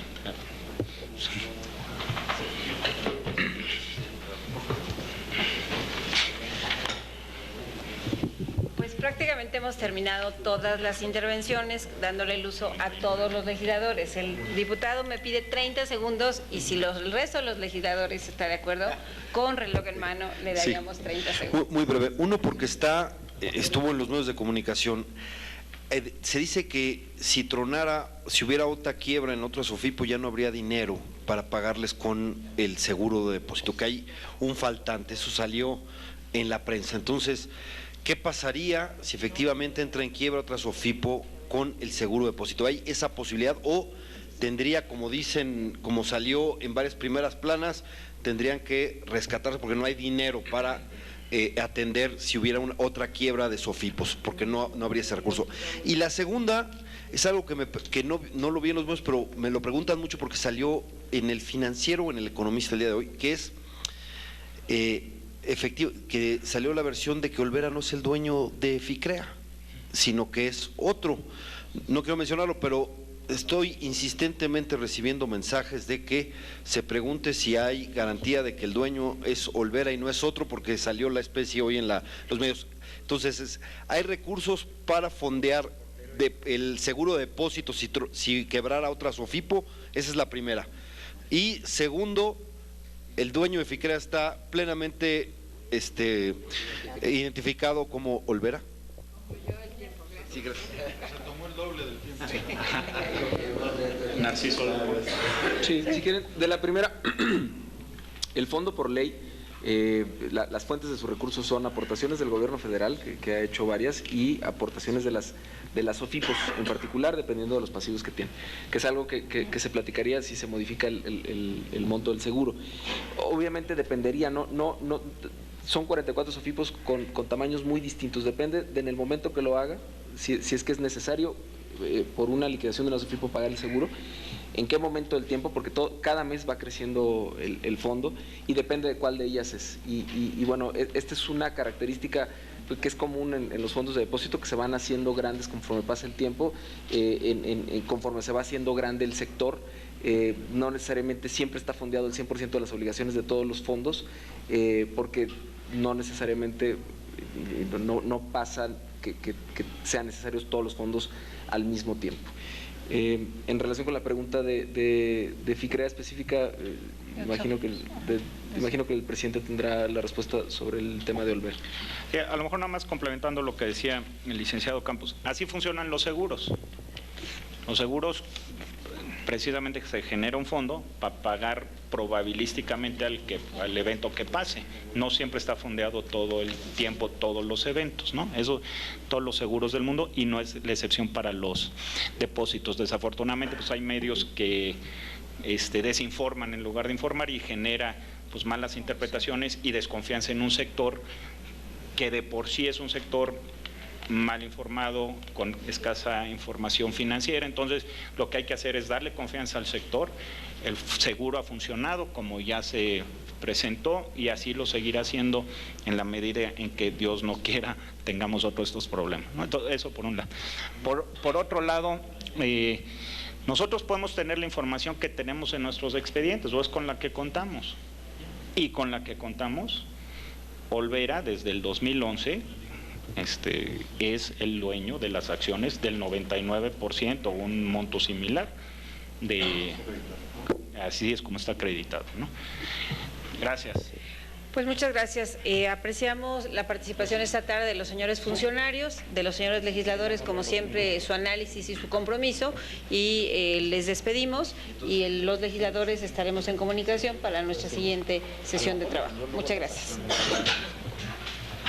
Eso está. De esta manera se llevó a cabo la reunión del Grupo de Trabajo Bicameral de Análisis de la Legislación aplicable a las figuras de ahorro popular y para el seguimiento al proceso de liquidación de FICREA, con el presidente de la Comisión Nacional Bancaria y de Valores, Jaime González, el procurador fiscal de la Federación, Javier Lainez, y el titular de la Unidad de Banca, Valores y Ahorro de la Secretaría de Hacienda y Crédito Público, Narciso Campos, quienes informaron de la situación de FICREA, pero además respondieron cuestionamientos de las y los legisladores que integran este órgano legislativo. Los participantes señalaron que se detuvo a tiempo el fraude piramidal de FICREA, lo que permitió evitar un mayor daño a ahorradores. Se informó que de 6.848 ahorradores se han recibido 4.792 solicitudes para pagos y se ha pagado a 2.269, que aún se continúa trabajando en la situación de este caso.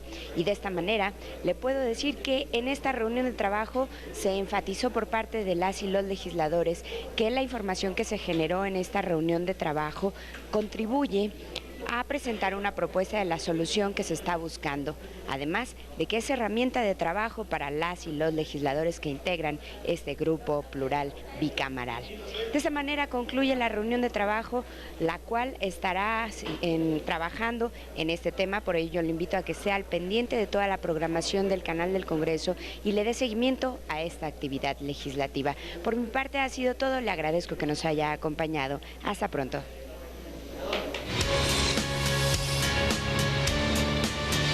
Canal del Congreso, el canal de la Unión, presentó.